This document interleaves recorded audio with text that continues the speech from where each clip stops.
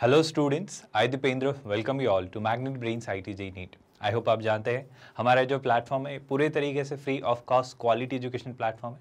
यानी हम किंडरगार्टन से 12th स्टैंडर्ड तक अलग अलग बोर्ड्स, अलग अलग मीडियम्स और कई सारे कॉम्पिटिटिव एग्जाम्स जैसे IIT JEE NEET, NTSE, olympiad, CUET, railway, banking, SSC, ऐसे हर सेक्टर और सेगमेंट में free of cost quality education deliver करते हैं। मतलब पूरा प्रोग्राम, पूरा मॉड्यूल, पूरा कोर्स आपको डिलीवर होता है free of cost through our YouTube channel और आवर वेबसाइट www.magnetbrains.com।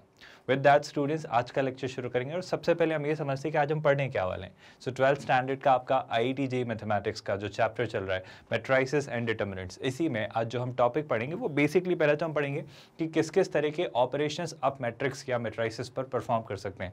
जो भी सारी चीज़ें होती हैं, ट्रांसपोज, कॉन्जुगेट, ये सब जो बातें होती हैं, और फिर ग्रेजुअली हम शिफ्ट करेंगे कि इन ऑपरेशंस के बेसिस पर मैट्रिसेस को कैसे कैटेगराइज किया जाता है। आई होप पहली कैटेगरी तो हमने शुरुआती लेक्चर में पढ़ी थी, जहाँ पर हमने अलग अलग टाइप के मैट्रिक्स पढ़े थे कि सर रो मैट्रिक्स क्या होता है, कॉलम मैट्रिक्स क्या होता है, स्क्वायर मैट्रिक्स क्या होता है, इस तरह की एक नल मैट्रिक्स, जीरो मैट्रिक्स, इस तरह की एक बेसिक अंडरस्टैंडिंग डेवलप की थी। आई होप आपको वो सारे मैट्रिसेस याद आ रहे होंगे, यूनिट मैट्रिक्स और सब कुछ जो हमने डिटेल में पढ़ा था, diagonal matrix, scalar matrix. But अभी अगर मैं बात करूं तो आज जो हम मैट्रिसेस के टाइप्स पढ़ेंगे वो थोड़े से अलग होंगे। वो इस बेसिस पर होंगे कि उन पर क्या क्या ऑपरेशंस किए जा सकते हैं। तो ऑपरेशंस के बेसिस पर मैट्रिसेस को कैसे और किन किन कैटेगरी में क्लासिफाई किया जा सकता है, आज वो डिस्कशन हम करेंगे आफ्टर डिस्कसिंग कि मैट्रिक्स पर क्या क्या ऑपरेशंस होते हैं। सो बिना किसी डिले के आज का लेक्चर शुरू करते हैं। आई होप आज का एजेंडा आपको बहुत अच्छे से क्लियर है। Before we start this lecture, जल्दी से हम क्विकली डिस्कस कर लेते हैं कि मैग्नेट ब्रेन्स का IIT JEE मॉड्यूल आपके लिए क्या क्या चीज़ें एब्सोल्युटली फ्री ऑफ कॉस्ट लेकर आता है। हम सबसे पहले तो ये इंश्योर कर लेने वाले हैं स्टूडेंट्स कि हम हर एक सब्जेक्ट के, हर एक चैप्टर के, हर एक टॉपिक पर बहुत ही डिटेल्ड, कॉम्प्रहेंसिव और थरो एक्सप्लेनेशन वीडियोस बनाएंगे, जिनमें हम हर एक टॉपिक का कंसेप्चुअल एप्लीकेबिलिटी आपको सिखाने की कोशिश करेंगे। यानी कंसेप्ट तो डेफिनेटली डिटेल में समझाएंगे, बट उन्हें काफ़ी सारे न्यूमेरिकल्स, इलस्ट्रेशन या एग्जाम्पल्स के साथ आपको और कंसोलिडेट करेंगे with a lot of important questions and past years questions. तो हर टॉपिक अच्छे से आपको कंसोलिडेट करवाया जाएगा। इसी के बाद जब भी कोई टॉपिक कंप्लीट होगा, आपको एक DPP मिलेगी। DPP आपकी प्रैक्टिस के लिए होगी, उसे आप प्रैक्टिस करेंगे और DPP का PDF सोल्यूशन भी आपको मिलेगा, जिसे रेफर कर आप DPP को और अच्छे से समझ सकते हैं, उस सोल्यूशन से और नया पर्सपेक्टिव गेन कर सकते हैं कि इस तरीके से भी इन क्वेश्चंस को अप्रोच किया जा सकता था या सॉल्व किया जा सकता था। जब आप DPP सॉल्व कर लेते हैं तो हमारे टॉपिक पर आपको 100 क्वेश्चंस का एक क्वेश्चन बैंक भी देते हैं, ताकि उस क्वेश्चन बैंक के थ्रू आप अच्छे से अपने एग्जाम में उस प्रिपरेशन को और बेहतर बना पाएं और हर चैप्टर के हर टॉपिक पर एक अच्छी कंसोलिडेटेड एक अंडरस्टैंडिंग आप बिल्ड कर पाएं, ताकि अच्छी प्रैक्टिस के साथ हम न्यूमेरिकल्स को अप्रोच कर पाएं और हर वैरायटी का क्वेश्चन हम आपको एक्सपोज करने की कोशिश करें, ताकि एग्जाम में जब भी आप कोई क्वेश्चन फेस करें तो बहुत ईजिली, कॉन्फिडेंटली आप उन क्वेश्चन को अटेम्प्ट कर पाएँ। सबसीक्वेंटली आने वाले समय में ऑफकोर्स हम आपके लिए JEE मेंस और एडवांस के पास्ट ईयर्स क्वेश्चंस भी लेकर आएंगे। बस बने रहिएगा पेशेंटली, ये सारी चीज़ें ग्रेजुअली हम लेकर आएंगे। पर सबसे खास और सबसे ज़रूरी बात स्टूडेंट्स, आई होप आपको पता है कि आप हमसे अपने डाउट्स क्लैरिफाई करवा सकते हैं। बड़ा आसान सा तरीका है, आपको कुछ नहीं करना है। इस वीडियो के डिस्क्रिप्शन में आपको एक लिंक दिखाई देगा, आस्क योर डाउट, या फिर आप चाहें तो हमारी वेबसाइट पर जाकर भी एक बटन आपको दिखाई देगा, आस्क योर डाउट। वहाँ क्लिक करके अपने डाउट्स हमें फॉरवर्ड कर सकते हैं और आपके डाउट्स भी हम रिजॉल्व करेंगे। इसी के साथ साथ स्टूडेंट्स आने वाले समय में, अच्छा बाय द वे, जो हर टॉपिक पे आपको 100 क्वेश्चंस हम देने वाले हैं, तो ओवरऑल ये प्रॉमिस है हमारा आपसे कि हम हर चैप्टर पर एक 1500 क्वेश्चंस का क्वेश्चन बैंक आपको देने वाले हैं। तो ओवरऑल न्यूमेरिकली ये प्रॉमिस भी आपको रहा हमारी तरफ से। इसी के साथ साथ स्टूडेंट्स आपके चैप्टर वाइज टेस्ट लाने की भी प्लानिंग है। तो और चैप्टर की आपकी एक अच्छी अंडरस्टैंडिंग जब एसेस करनी होगी, यानी आप अपना जब सेल्फ एवेल्युएशन करना चाह रहे होंगे, तो वो टेस्ट भी हम लेकर आएंगे। और ऑफ कोर्स आपके वन शॉट रिविजन भी क्रिएट हो रहे होंगे हर चैप्टर को लेकर, यानी कि हर एक चैप्टर का एक प्रिसाइज, एक concise, to the point, with a lot of numericals of course, with a lot of past years JEE mains and advance level के क्वेश्चंस के साथ हम वन शॉट रिवीजन भी क्रिएट करेंगे। क्योंकि एग्जाम के वक्त वो जो एक एंजाइटी सी हो रही होती है आपको कि ये चैप्टर हुआ है नहीं, तो वो वन शॉट रिवीजन देखकर आप जा सकते हैं और अच्छे से कॉन्फिडेंटली हर एक चैप्टर के हर एक क्वेश्चन को अटेम्प्ट कर सकते हैं। ये सारी चीज़ें मैग्नेट ब्रेन्स का IIT JEE मॉड्यूल आपके लिए लेकर आने वाला है। ऑफकोर्स आपको अगर कोई परेशानी है, किसी चीज़ को लेकर कोई गाइडेंस चाहिए, कोई भी प्रॉब्लम है, नॉन अकेडमिक कोई इशू है, तो हम कोशिश करेंगे सारे फैकल्टी मेम्बर्स मिलकर कि आपके उन इश्यूज़ को भी एड्रेस करें और रिजॉल्व करें, ताकि आप अकेडमिकली पूरे फोकस, पूरे कॉन्सेंट्रेशन के साथ अपनी पढ़ाई को कंटिन्यू कर पाएँ। ना सिर्फ ये, बल्कि आखिर में आपके जेईई मेंस और जेईई एडवांस के हम मॉक्स भी लेकर आएंगे, ताकि आप अच्छे से अपनी तैयारी देख पाएँ और आप एक्चुअल एग्जामिनेशन हॉल में जाने से पहले इन मॉक्स के थ्रू अपनी प्रिपरेशन को समझ पाएँ, अपनी स्ट्रैटेजीज बिल्ड कर पाएँ। जो भी आप गलतियाँ मेन एग्जाम में करने वाले हैं वो यहीं समझ आ जाएँ और उन्हें ऑप्टिमाइज करके अपना एक स्कोर बेहतर, अपना एक अच्छा परसेंटाइल या एक अच्छी रैंक आप हासिल कर पाएँ। सो इसी मोटिव के साथ ये सारी चीज़ें स्टूडेंट्स मैग्नेट ब्रेन्स का IIT JEE मॉड्यूल आपके लिए फ्री ऑफ कॉस्ट लेकर आता है। विद दैट आज का लेक्चर शुरू करेंगे और शुरुआत करेंगे ऑपरेशंस रिगार्डिंग मैट्राइसिस। तो पहले हम समझेंगे कि मैट्राइसिस पर क्या क्या ऑपरेशंस किए जा सकते हैं। तो पहला ऑपरेशन समझते हैं students, transpose of a matrix. So sir exactly transpose होता क्या है? बहुत ही इंटरेस्टिंग सी बात है। इन अ लेमन लैंग्वेज अगर मैं आपको ट्रांसपोज समझाना चाहूँ, पहली बात तो ये बहुत काम आने वाला है, एंड ऑफ कोर्स जो भी हम पढ़ रहे हैं वो कहीं ना कहीं किसी ना किसी फॉर्म में काम आने ही वाला है। तो इस बात की इंपॉर्टेंस मेरे ख्याल से समझाने की जरूरत नहीं है कि हर एक चीज़ जो आपको पढ़ाई जा रही है क्रूशियल है, तो उसे बहुत ध्यान से, बहुत अटेंटिवली पढ़िए। काम की चीज़ बस इतनी सी है कि जब भी कोई कहे ट्रांसपोज ऑफ अ मैट्रिक्स, तो आप बोलेंगे कि सर रोज को कॉलम से या कॉलम्स को रोज से इंटरचेंज कर दीजिए, आपको आपके मैट्रिक्स का ट्रांसपोज मिल जाएगा। क्या आप मेरी बात डाइजेस्ट कर पा रहे हैं? बात बड़ी आसान सी है, अगर आप ध्यान से सुनेंगे तो मैं ये कहना चाह रहा हूँ कि sir let's say there is a matrix, let's say there is a matrix, है ना, और इस मैट्रिक्स का ऑर्डर है 3x2। आई होप आप भूले नहीं हो, 3x2 का मतलब होता है ये होंगी नंबर ऑफ रोज और ये होगा नंबर ऑफ कॉलम्स। और अगर सर इसमें नंबर ऑफ रोज 3 हैं और नंबर ऑफ कॉलम्स 2 हैं, तो मेरे ख्याल से कुछ इस तरीके से एलिमेंट्स प्लेस्ड होंगे। अगर मैं रैंडमली कुछ ऐसे ही रैंडम वेरिएबल्स रखने की कोशिश करूँ, फॉर एग्जांपल जैसे यहाँ लिखा है 3, यहाँ लिखा है -2, ये लिखा है 1, ये लिखा है 0, ये लिखा है 11 और ये लिखा हुआ है -8।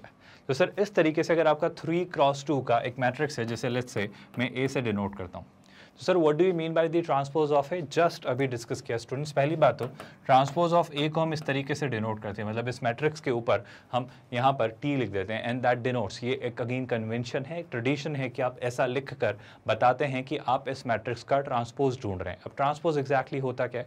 ट्रांसपोज में कुछ नहीं करना है स्टूडेंट्स, बड़ा सिंपल सा फिनोमिना है। आप या तो रो वाइज इसे परफॉर्म कर दीजिए या कॉलम वाइज। देखो ध्यान से, मैं क्या करूँगा सर, मैं पहले तो सबसे पहले इस कॉलम के पास जाऊँगा। अगर मैं कॉलम वाइज परफॉर्म कर रहा हूँ तो पहला कॉलम हमें दिख रहा है 3, 1, 11। आप इस कॉलम को रो में कन्वर्ट कर दीजिए। तो जो आपको पहला कॉलम दिख रहा है, आप इसे रो में कन्वर्ट कर दीजिए, और रो में अगर आप कन्वर्ट करें तो आपको क्या दिखेगा? आपको दिखेगा sir 3, I am really sorry, आपको यहाँ दिखेगा पहला एलिमेंट 3, दूसरा एलिमेंट 1 और तीसरा एलिमेंट 11। क्या आपको ये बात डाइजेस्ट हो रही है? देन सर क्या करेंगे? मेरे ख्याल से जो अगली स्टेप आपको परफॉर्म करनी है वो क्या? -2, 0 और -8 को उठाइए और ये दूसरा कॉलम है, इसे सेकंड रो में कन्वर्ट कर दीजिए। तो आपका अगला एलिमेंट या अगली लिस्ट जो होगी वो होगी 2, 0 and -8।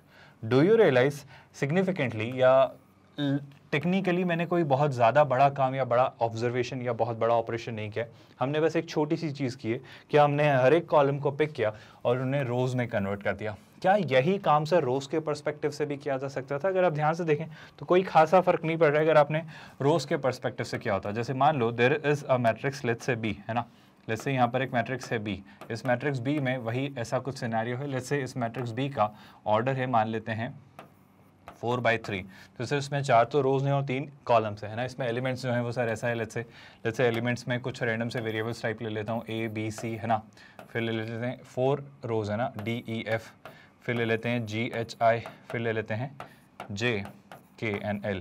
So basically there are 4 rows and 3 columns. तो सर अभी आपने किया कि हमने कॉलम को उठाया, रो में कन्वर्ट किया। अब मैं कहना चाह रहा हूँ कि अगर आप ऐसा नहीं समझते हैं और आपको ठीक लगता है तो आप ऐसा भी कर सकते हो कि आप यहाँ से उठा लें रो, यहाँ से उठा ले रो और इन्हें कॉलम में कन्वर्ट कर दें। बहुत ध्यान से सुनिए, अगर मुझे बी का ट्रांसपोज निकालना है तो बेशक इसे ऐसे भी निकाला जा सकता था कि रोज को कॉलम में इंटरचेंज करें। यानी पहली रो क्या है सर? पहली रो है ABC, सर फर्स्ट रो है ABC, तो इसे कन्वर्ट कर दीजिए कॉलम में। What is the second row? Sir second row है DEF, तो इसे आप सेकंड कॉलम में कन्वर्ट कर दीजिए। थर्ड रो क्या है सर? GHI, तो इसे आप थर्ड कॉलम में कन्वर्ट कर दीजिए। एंड फोर्थ रो क्या है स्टूडेंट? JKL, तो आप इसे फोर्थ कॉलम में कन्वर्ट कर दीजिए। क्या आपको ये बातें समझ आ रही हैं? And that's how you see things. I hope इसमें कोई कंफ्यूजन नहीं है।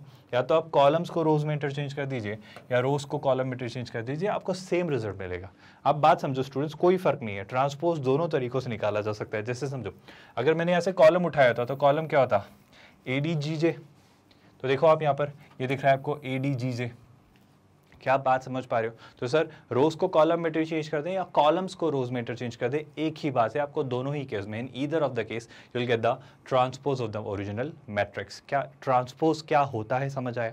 अगर ये समझ आ रहा है तो एक और छोटी सी बात जो आपने ऑब्जर्व की होगी, सर अगर रोज को कॉलम से इंटरचेंज किया जा रहा है तो अगर ओरिजिनल मैट्रिक्स का ऑर्डर था 3x2 तो क्या आप प्रेडिक्ट कर सकते हो उसका ऑर्डर क्या होगा? सर बहुत सिंपल सी बात है, रोज कॉलम बन जाएंगे और कॉलम रोज बन जाएंगे। तो यहाँ पे कितनी रो है सर? अब यहाँ पर मुझे रोज जो दिख रही है वो 2 हैं और कॉलम कितने दिख रहे हैं सर? यहाँ पर कॉलम दिख रहे हैं 3। क्या बड़ी बेसिक सी सिंपल सी बात आप समझ पा रहे हो? सर बेसिक सी ही तो बात है। अगर यहाँ जो ऑर्डर था अगर वो था 4x3 तो ये ऑर्डर क्या हो जाने वाला है सर? ये क्लियरली ऑर्डर हो जाने वाला है 3x4। आई होप इसको लेकर कोई भी कंफ्यूजन या डाउट या कंसर्न नहीं है और इस बात को आसानी से आप समझ पाए। विद दैट अगर अब हम थोड़ा आगे बढ़े, कुछ और चीज़ें डिस्कस करें तो समझिएगा बात को बहुत ध्यान से। वो क्या कह रहा था, इसी बात पे थोड़ी सी एक अच्छी क्लैरिटी बिल्ड करते हैं इस थ्योरी को पढ़कर। आई होप इलस्ट्रेशन या एग्जाम्पल से आपको एक कंसेप्ट बहुत डिटेल में क्लियर हुआ। अब देखते हैं स्टूडेंट्स यहाँ पर क्या लिखा हुआ है। If A is given matrix of the type m×n, तो सर एक m×n ऑर्डर का एक मैट्रिक्स है, ठीक है। फिर वो क्या कह रहा है, then the matrix obtained by changing the rows of A into column and columns of A into rows. So either will do, या तो रोज को कॉलम में कन्वर्ट कर दीजिए या फिर कॉलम्स को रोज में, है ना। अगर आप ऐसा करेंगे so finally what you are going to get is, sir आपको क्या मिल जाएगा? आपको मिलेगा ट्रांसपोज ऑफ द मैट्रिक्स। क्या यहाँ तक बात समझ आई? And it is denoted by A dash और ए टी। तो दोनों में से आप कुछ भी लिख सकते थे स्टूडेंट्स, या तो अगर आप चाहते तो यहाँ पे जो आपने ए टी लिखा है इसे ही अगर कहने का तरीका एक और मैं पूछता तो एग्जाम में आपको या क्वेश्चंस में जो आपको दिखेगा वो ए डैश भी दिख सकता है, या फिर यहाँ जो बी टी आपने लिखा है इसे आप बी ट्रांसपोज जो आप कहते हो इसे आप बी डैश भी कह सकते हो, कोई फर्क नहीं पड़ता। ये कन्वेंशंस, ये डिनोट करने के तरीके जरूर याद रखिएगा स्टूडेंट्स, इनसे आप कंफ्यूज मत होइएगा और इन्हें अच्छे से समझ के रखिएगा। अच्छा, as there are m rows in A, therefore there will be m columns in A dash or A transpose। I hope ये बात तो डाइजेस्टेबल है। And similarly as there are n columns in A, hence there will be n rows in A dash or A transpose। I hope ये बड़ी understandable बात है, इसमें कोई कंफ्यूजन नहीं है। यानी सिंपल सी बात है, अगर आपका एक मैट्रिक्स है A जो कि है Aij m×n ऑर्डर का, तो जो A डैश या A ट्रांसपोज आप कहते हो वो क्या होगा सर? वो होगा AJI। आई होप आप बात समझ पा रहे हो, वो क्या हो जाएगा? AJI n×m। थोड़ा सा यहाँ पे कंफ्यूजन है स्टूडेंट्स, इसे करेक्ट कर लीजिएगा। ये जो लिखा होगा ये लिखा होगा AJI और यहाँ पे जो ऑर्डर होगा स्टूडेंट्स वो क्या होगा? That will B n×m। सो ये कितना हो जाएगा स्टूडेंट्स? ये हो जाएगा n cross of course m। I hope ये बात आप याद रखेंगे, इस प्रॉपर्टी को आप नहीं भूलेंगे। ये सब क्यों हो रहा है? बड़ी सिंपल सी बात है स्टूडेंट्स, इस बात को समझो, बहुत ध्यान से सुनना, बहुत इंटरेस्टिंग सी बात कहने जा रहा हूँ। जैसे अगर x एक आपका क्या है? मैट्रिक्स है ना। अगर x एक मैट्रिक्स है जिसमें एलिमेंट्स हैं A11, फिर लिखा हुआ है A12, फिर लिखा हुआ है A13। आई होप ये कन्वेंशन आपको पता है, first row first column, first row second column, first row third column, simple सी बात है, रो एंड कॉलम इसी ऑर्डर में लिखते हैं। अगला एलिमेंट है जैसे A21, फिर अगला लिखा हुआ है A22, फिर लिखा हुआ है A23। नेक्स्ट क्या हो जाता है स्टूडेंट्स? अगर यहाँ लिखा है 31, third row second column and third row third column, तो क्या आप मुझे बता सकते हो यहाँ से आप x का ट्रांसपोज कैसे निकालेंगे? सर बड़ी आसान सी प्रोसेस है। अगर आप x का ट्रांसपोज निकालना चाहते हो या जैसे आप कहते हो x डैश, तो क्या हो जाने वाला है? बहुत ध्यान से सुनिएगा सर, x डैश बड़ा सिंपल सा ऑब्जर्वेशन है। x डैश के बारे में अगर कुछ कहें तो जो फर्स्ट रो है वो क्या बन जाएगा? फर्स्ट कॉलम, तो ये क्या हो जाएगा? A11, फिर ये हो जाने वाला है A12 और ये हो जाने वाला है A13। क्या बात आपको समझ आई? फिर यहाँ जो सेकंड रो है वो आपका सेकंड कॉलम बन जाएगा, तो ये हो जाएगा A21, ये हो जाने वाला है A22 और ये हो जाने वाला है A33। सिमिलरली जो आपका थर्ड रो है A31 वाला, सो हो जाएगा आपका third column, so A31, A32 and A33, ये हो जाने वाला है आपका थर्ड कॉलम। क्या आपको ये बात समझ आई? और बड़ी सिंपल सी बात है स्टूडेंट्स, बहुत ध्यान से सुनना, बहुत सिंपल सा ऑब्जर्वेशन है। अगर यहाँ 1 2 था, अगर यहाँ 1 2 था तो ये क्या बन गया स्टूडेंट्स? बहुत ध्यान से सुनिए, ये बन जाता है 2 1। अगर यहाँ 1 3 था तो ये क्या बन जाता है? 3 1। अगर यहाँ 2 1 है तो ये बन गया 1 2। अगर ये 2 2 था तो ऑफकोर्स 2 2 ही है, कोई फर्क नहीं पड़ता। जैसे 1 1 है तो 1 1 ही है। जैसे 2 3 है तो ये 3 2 हो जा रहा है। जैसे 3 1 है, आई होप आपको दिख रहा होगा, तो ये बन जा रहा है 1 3। ये 3 2 क्या बन जा रहा है स्टूडेंट्स? 3 2 को मैंने 3 3 पता नहीं क्यों लिख दिया है। ये 1 3 है, ये 2 2 है, तो ऑफकोर्स ये 2 3 होना चाहिए था, मैंने गलती से लिख दिया होगा। तो ये 3 2 था तो ये 2 3, और ये 3 3 है तो ये भी 3 3। आई होप आप बड़ा सिंपल सा ऑब्जर्वेशन जो मैं कहना या बोलना चाह रहा हूँ समझ पा रहे हो। कंक्लूजन इतना सा है बस कि अगर आपके पास लिखा हुआ, करेक्शन बहुत ध्यान से देखिएगा स्टूडेंट्स, अगर आपके पास लिखा हुआ है लेट्स एक मैट्रिक्स A जिसे आप डिनोट करते हो A I जैसे, जिसका ऑर्डर है m×n, आई होप ये बात आपको याद रहेगी। तो सर ऑफ कोर्स अगर आप ए का ट्रांसपोज निकालें, अगर आप ए का ट्रांसपोज निकालें जैसे आप या तो ए डैश या ए टी से डिनोट करते हैं, ये ऑफ कोर्स पहली बात तो जो ए आई जे लिखा हुआ था वो क्या हो जाने वाला है ए जे आई, याद रखिएगा। और इसका ऑर्डर जो एम क्रॉस एन था वो क्या हो जाने वाला है एन क्रॉस एम। क्या ये बड़ी बेसिक से सिंपल सी बात आप याद रखेंगे? आई होप इसे आप नहीं भूलेंगे और इसे अच्छे से अपनी मेमोरी में स्टोर करके डाइजेस्ट करेंगे। अगर ट्रांसपोज का कंसेप्ट क्लियर हुआ, आई होप कोई डाउट नहीं है, रोज को कॉलम से और कॉलम्स को रोज से इंटरचेंज करना है, दोनों में से कुछ भी करेंगे तो आपको मैट्रिक्स का ट्रांसपोज मिल जाएगा। आई होप अगर ये क्लियर हुआ तो थोड़ा और आगे बढ़ते हैं, कुछ और चीज़ें डिस्कस करते हैं। जैसे सिंपल सा एग्जाम्पल आपको दिया गया है, ये एक क्लियरली मैट्रिक्स है सर, जो कि किस ऑर्डर का है सर? ये 2x3 का मैट्रिक्स है। तो देखो क्या बन जा रहा है 3x2 का। कैसे बन जा रहा है? सिंपल सा ऑब्जर्वेशन, या तो आप रो वाइज देख लिया कॉलम वाइज। जैसे सर पहला जो रो है वो है 2 3 7, तो वो क्या बन जा रहा है पहला कॉलम 2 3 7। सो जो आपका सेकंड रो है 1 0 2, जो आपका सेकंड रो है 1 0 -2, सो आपका बन जा रहा है सेकंड कॉलम 1 0 -2। बड़ी सिंपल सी बात है, आई होप इसमें कोई कंफ्यूजन या डाउट नहीं है। विद दैट अगर अब आपको ट्रांसपोज की अंडरस्टैंडिंग हो रही है तो ट्रांसपोज से रिलेटेड कुछ प्रॉपर्टीज पढ़ते हैं। पहली प्रॉपर्टी को बहुत ध्यान सुनिएगा, अगर यहाँ लिखा हुआ है ट्रांसपोज ऑफ अ ट्रांसपोज, इसका क्या मतलब है सुनिए बहुत ध्यान से। जैसे यहाँ पर एलिमेंट्स कुछ लिखे हैं स्टूडेंट, सुनिएगा बहुत ध्यान से। जैसे मैं एक सिंपल सा सिनेरियो ले लेता हूँ, A12 A11 A12 A21 A22, let's say ये आपका है मैट्रिक्स A, है ना। क्या आप मुझे बता सकते हो ए का ट्रांसपोज क्या होगा? सोच के देखो स्टूडेंट। सर जैसे ही आपने ए का ट्रांसपोज लिया तो ए का ट्रांसपोज लेते ही ये क्या हो जाएगा सर? रो जो है A11 और A12 वो कॉलम बन जाएगा, और जो आपका कॉलम जो सेकंड रो है आपका A21 और A22 ये आपका क्या बन जाएगा? Second column. सर मैं चाहता हूँ कि मैं इसका वापस से ट्रांसपोज लूँ, यानी जो सर आपने ट्रांसपोज लिया है ए का, आप इसका वापस ट्रांसपोज ले लीजिए। ठीक है सर, वापस ले लेते हैं। अगर मैंने इसका ट्रांसपोज वापस से लिया तो क्या आप एक बड़ा सिंपल सा ऑब्जर्वेशन समझ पाओगे कि सर ये जो रो है ये कॉलम बन जाएगी, तो ये क्या बन जाएगा सर? ये बनेगा A11 और कितना A21। ये जो आपकी सेकेंड रो है ये कितनी है स्टूडेंट्स? A12 और ये कितनी है? A22। तो अगर आप ध्यान से नोटिस कर पा रहे हो, अगर आप बहुत ध्यान से नोटिस कर पा रहे हो, तो क्या आप ए और ए टी का टी, मतलब ए के ट्रांसपोज का ट्रांसपोज, ध्यान से देखो A11 A12 A11 A12 और यहाँ पर क्या A21 A22 A21 A22। मैं क्या कहना चाह रहा हूँ इसे बहुत ध्यान से समझिए। अगर सर आप ट्रांसपोज का ट्रांसपोज लेंगे तो आपको ओरिजिनल मैट्रिक्स ही तो वापस मिल जाएगा। बहुत सिंपल सी बात है, आपने रोज को कॉलम से इंटरचेंज किया और यहाँ पे इन कॉलम्स को वापस उन रोज से इंटरचेंज किया। So are you not realising you are again going to get the same matrix? So point क्या आपको रियलाइज हो रहा है कि सर अगर कभी भी हम क्या करें, अगर कभी भी आप किसी भी मैट्रिक्स के ट्रांसपोज का ट्रांसपोज लें, जैसे या तो ऐसे लिख दें आप या फिर ऐसे लिख दें, सो सर अगर ट्रांसपोज का ट्रांसपोज ले लें तो आपको कुछ नहीं मिलता है, आपको वापस ओरिजिनल मैट्रिक्स मिल जाता है। क्या बड़ी साधारण सी बेसिक सी स्टैंडर्ड सी प्रॉपर्टी आप याद रखेंगे। आई होप इसे आप नहीं भूलेंगे, इसे बहुत अच्छे से आप अपनी मेमोरी में स्टोर करेंगे। इसी के साथ साथ एक और ज़रूरी बात स्टूडेंट्स, बहुत सिंपल सी बात है। Let's say sir there is a matrix, है ना, देयर इज़ अ मैट्रिक्स, जैसे यहाँ लिखा हुआ है 1 3, है ना, यहाँ लिखा है 2 -7 और ये लिखा है 4 11, है ना। ये एक मैट्रिक्स है ए। आप मुझे बता सकते हो, अगर मैं आपसे पूछता कि 3 टाइम्स ए कितना होता है सर? 3 टाइम्स ए अगर आप निकालते तो किसी मैट्रिक्स को किसी स्केलर क्वांटिटी से मल्टीप्लाई करने का मतलब है उस मैट्रिक्स के सारे एलिमेंट को उस स्केलर क्वांटिटी से मल्टीप्लाई कर दीजिए। तो मेरे ख्याल से कोई ज़्यादा बहुत डिफिकल्ट बात नहीं। आप 3 से अगर मल्टीप्लाई करते हो तो 3 × 1 3, 3 × 3 9, क्या बात समझ आई? 3 × 2 6, 3 × -7 -21, 3 × 4 12 एंड 3 × 11 33। आई होप ये बात आपको समझ आई। और सर अगर ऐसा समझ आ रहा है तो क्या आप मुझे बता सकते हो अब ये जो मैट्रिक्स आया है, अगर मैं इस मैट्रिक्स का, इस 3A वाले मैट्रिक्स का ट्रांसपोज लेता हूँ तो क्या मैं इस मैट्रिक्स का ट्रांसपोज निकाल सकता हूँ? सर बिल्कुल निकाल सकते हैं। अगर आप सोच के देखो तो क्या निकल कर आएगा सर? अगर इसका ऑर्डर है 3 × 2 तो एक 2/3 का आपको क्या मिलेगा? मैट्रिक्स। बहुत ध्यान से सुनिए, जैसे फर्स्ट रो है 3 6 12 तो ये क्या बन जाएगा आपका फर्स्ट कॉलम जो है 3 6 12 वो क्या बन जाएगा? First row which is 3 6 12। Second column जो है आपका 9 -12 एंड 33 ये आपका बन जाएगा सेकंड कॉलम जो है वो सेकंड रो बन जाएगा। सर ये आ रहा है आपका 3A का ट्रांसपोज। मैं कहना चाह रहा हूँ सर अगर इसमें से मैं 3 कॉमन ले लेता हूँ, अगर इसमें से मैं 3 कॉमन ले लेता हूँ तो क्या बन जाएगा? अगर आप यही जो वैल्यू है इसमें से अगर 3 कॉमन लेते हैं तो सर ध्यान से देखिएगा 1 2 4, आई होप आपको नजर आ रहा है 1 2 4, है ना।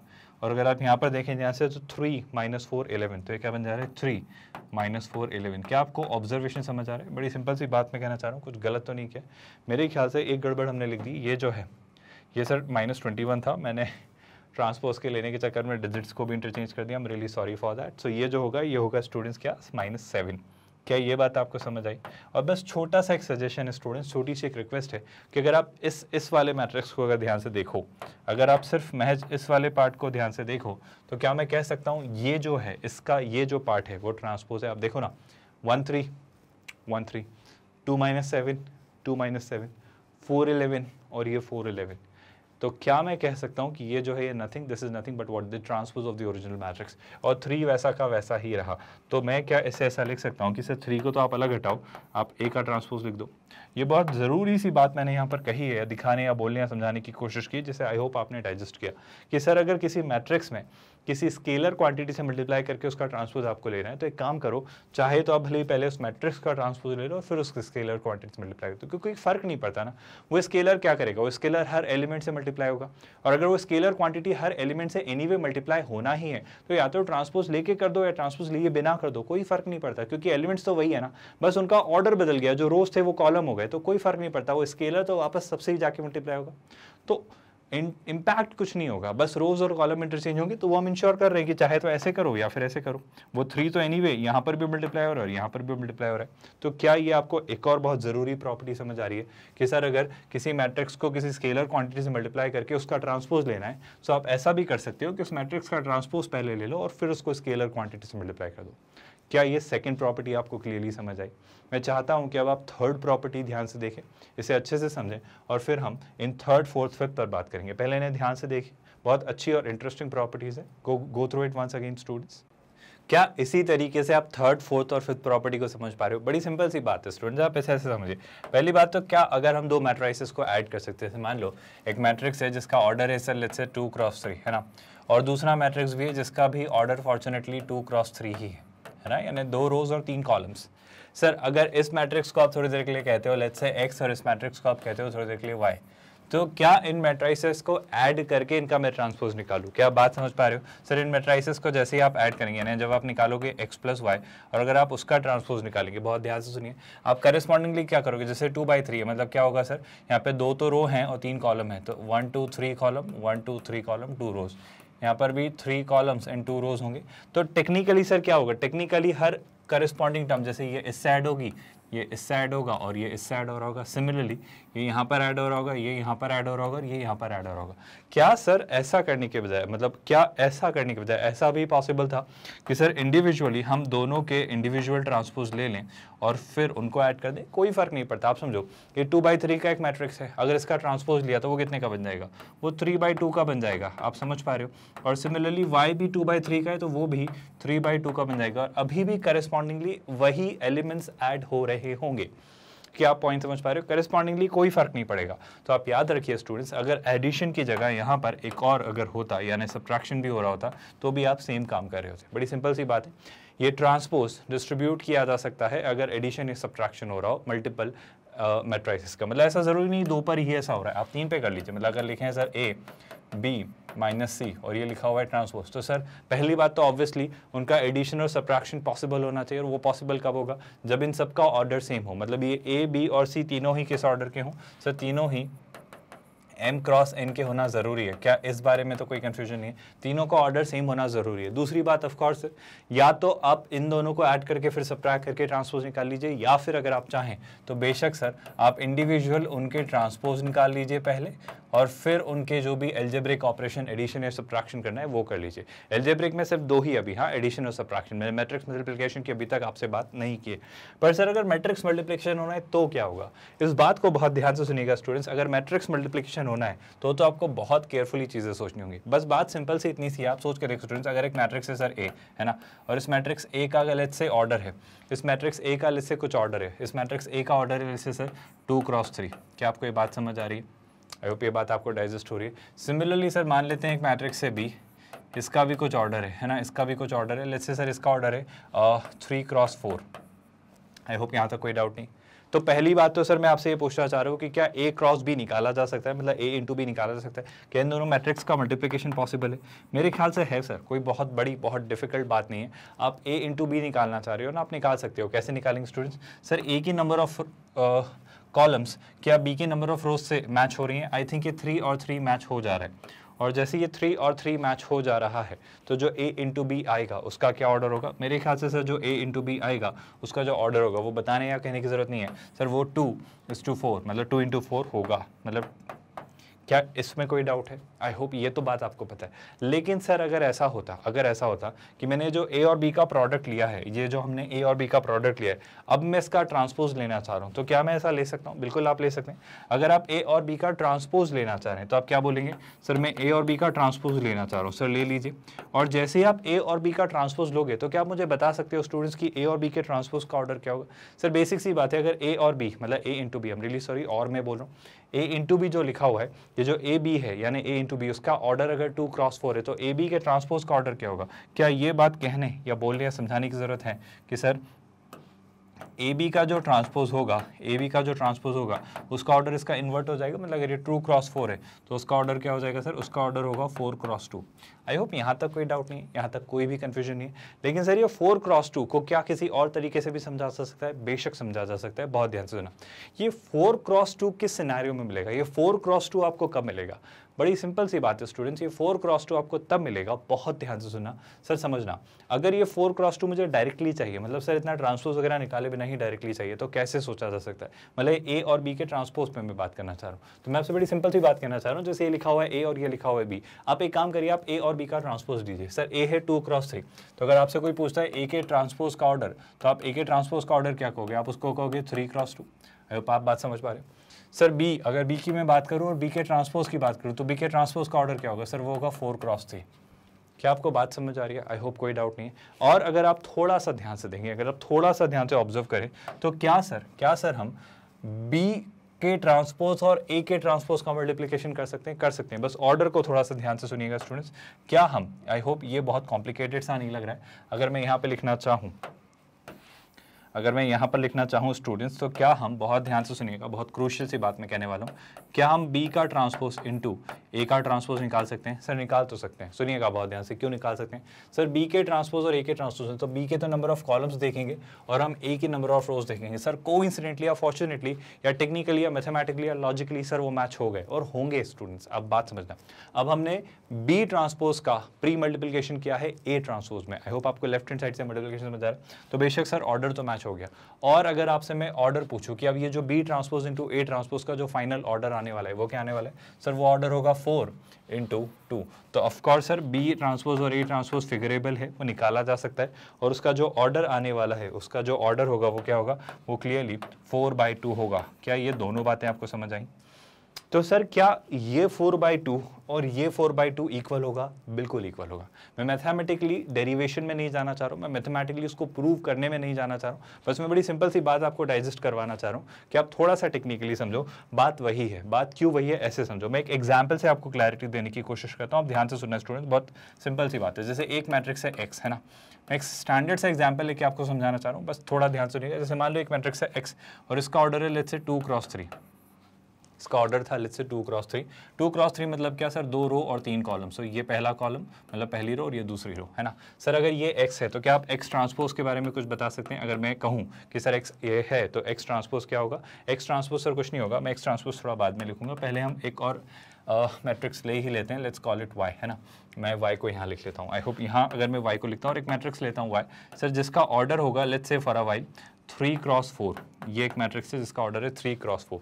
अब 3 क्रॉस 4 का मतलब क्या है सर? 3 क्रॉस 4 का मतलब है 3 रोज एंड 4 कॉलम्स, तो 1 2 3 4 1 2 3 4 एंड 1 2 3 4। सो इस तरीके से ये 3 क्रॉस 3 3/4 का एक मैट्रिक्स बना। अब सर पहली बात तो ये, क्या x इंटू वाई एग्जिस्ट करता है? मेरे ख्याल से अगर मैं एक बेसिक सी अंडरस्टैंडिंग लेना चाहूँ तो हाँ sir x into Y exist करता है, क्योंकि x के कॉलम्स y की रोज से मैच होते हैं, कन्फॉर्मेबिलिटी है। यानी सर बिल्कुल आप x इंटू वाई निकाल सकते हो। और बाय द वे अगर मैंने x इंटू वाई निकाला तो उसका ऑर्डर क्या होगा?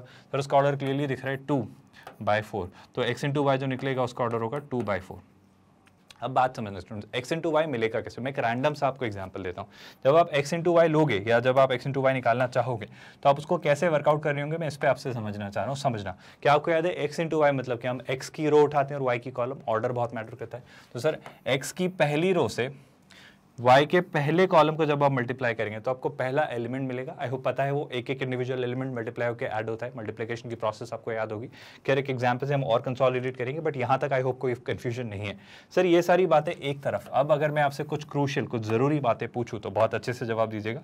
अगर मैं आपसे पूछूँ कि y का ट्रांसपोज अगर होगा तो y का ट्रांसपोज क्या होगा? सर अगर y एक मैट्रिक्स है 3/4 का, अगर y, अच्छा मैं कुछ एलिमेंट्स को नाम भी देता हूँ, जैसे मैं कह देता हूँ ABC आपको समझाने के लिए, और मैं से कह देता हूँ थोड़ी देर के लिए XYZ, है ना, XYZ बिल्कुल सही है ना। अब सुनिएगा बहुत ध्यान से सुनिएगा स्टूडेंट्स, बहुत क्रूशियल सी बात मैं कहने वाला हूँ। y का ट्रांसपोज क्या होगा? सर y के ट्रांसपोज की अगर आप बात करें तो अगर y था 3/4 तो y ट्रांसपोज कितना हो जाने वाला है?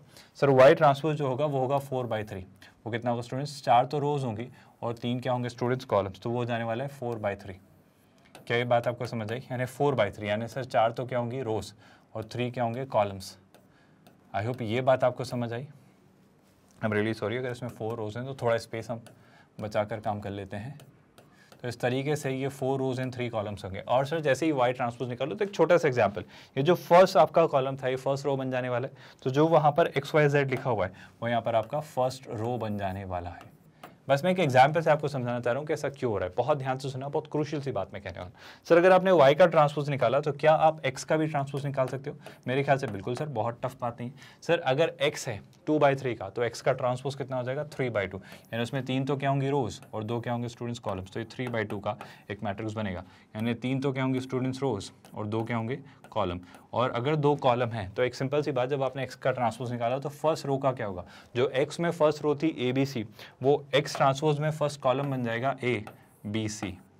अब सर अगर मैं आपसे पूछूं y transpose into x transpose exist करता है क्या? मेरे ख्याल से इसको देखने का तरीका है कि सर y के नंबर ऑफ कॉलम्स क्या x के नंबर ऑफ रोज से मैच हो रहे हैं? हाँ सर, कन्फॉर्मेबिलिटी तो है।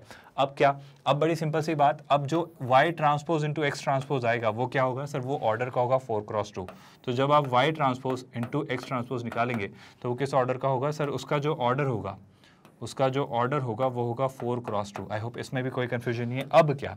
अब बहुत ज़रूरी सी बात, सिंपल सी बात सोच के देखो स्टूडेंट्स, जब आप y transpose into x transpose निकालोगे तो पहला एलिमेंट क्या होगा? पहला एलिमेंट जो होगा सर वो कुछ नहीं होगा सर, हम y की तो रो उठाएंगे, और x के क्या उठाएंगे? कॉलम। तो मैं सीधे सीधे पहले एलिमेंट की बात करूँ तो y की पहली रो x के पहले कॉलम से मल्टीप्लाई हो रही होगी। और आप सोच के देखना स्टूडेंट्स, यहाँ से यहाँ पे क्या रिजल्ट आ रहा था? a into X plus b into Y plus c into Z. Similarly इसका पहला एलिमेंट देखो ध्यान से, x इंटू ए यानी a इंटू एक्स एक ही बात, y इंटू बी या b इंटू वाई एक ही बात, प्लस z इंटू सी या c इंटू जेड एक ही बात। तो आप बात समझ पा रहे हो? चाहे आप क्या निकालो x इंटू वाई, चाहे आप निकालो x इंटू वाई, या मतलब I am really sorry x into Y के बाद एक और चीज़ आ जाने वाली है, इसका जब आप ट्रांसपोज देंगे तो a11 a22 ये तो सब सेम होंगे डायगोनल एलिमेंट, बट इसके अलावा जो एलिमेंट्स होंगे वो ट्रांसपोज होकर चेंज हो जाएंगे, उनकी पोजीशन बदल जाएगी, वो ट्रांसपोज में चली जाएगी। तो जब आप एक्स वाई का प्रोडक्ट निकाल के सर जब आप ट्रांसपोज लेंगे, जब आप एक्स वाई का प्रोडक्ट निकाल के स्टूडेंट्स का जब आप ट्रांसपोज लेंगे तो वो अनडाउटेडली y के ट्रांसपोज इनटू x के ट्रांसपोज के इक्वल आएगा, नो मैटर व्हाट कि x और y का ऑर्डर क्या है, बस कन्फॉर्मेबिलिटी एश्योर्ड हो। तो आप हमेशा याद रखिए इस प्रॉपर्टी को कि सर, बड़ी सिंपल सी बात है, इसे प्लीज याद रखना स्टूडेंट, बहुत जरूरी बात है। जैसे मान लो मैंने 2 मैट्रिसेस को मल्टीप्लाई किया a और b को, और फिर उनका ट्रांसपोज निकाला। पहली बात तो मल्टीप्लाई करने के लिए वो कन्फॉर्मेबिलिटी होना जरूरी है। तो आप इसी बात को ऐसे भी कह सकते हो, कैसे कह सकते हो कि सर आप पहले b का ट्रांसपोज निकाल लो और फिर आप a का ट्रांसपोज निकाल लो और फिर आप दोनों को मल्टीप्लाई कर दो। या कभी भी हमें स्टूडेंट्स ऐसा कुछ दिखा, अगर हमें एग्जाम में या क्वेश्चन में कहीं भी किसी भी प्रोसेस स्टेप के दौरान अगर ऐसा कुछ लिखा हो दिखा, जैसे हमें लिखता है लेट्स से एक्स वाई है ना, हमें लिखता है एक्स वाई, या रादर मुझे दिखता है क्या, मुझे दिखता है एक्स का ट्रांसपोज इनटू वाई का ट्रांसपोज। तो बजाय इसके कि मैं एक्स का ट्रांसपोज निकालूं फिर वाई का ट्रांसपोज निकालूं फिर मैं मल्टीप्लाई करूं, इसके बजाय मैं कर सकता हूं कि मैं इनका ऑर्डर फ्लिप कर सकता हूं, यानी y और x फिर उसको मल्टीप्लाई कर सकता हूं। ऑब्वियसली y का प्री मल्टीप्लिकेशन x में हो रहा है या x का पोस्ट मल्टीप्लिकेशन y में हो रहा है, और फिर उस प्रोडक्ट का ट्रांसपोज ले सकता हूं। ये एक ही बात होगी। क्या ये लाइन आपको समझ आई? आई होप इसमें कोई कंफ्यूजन डाउट नहीं है।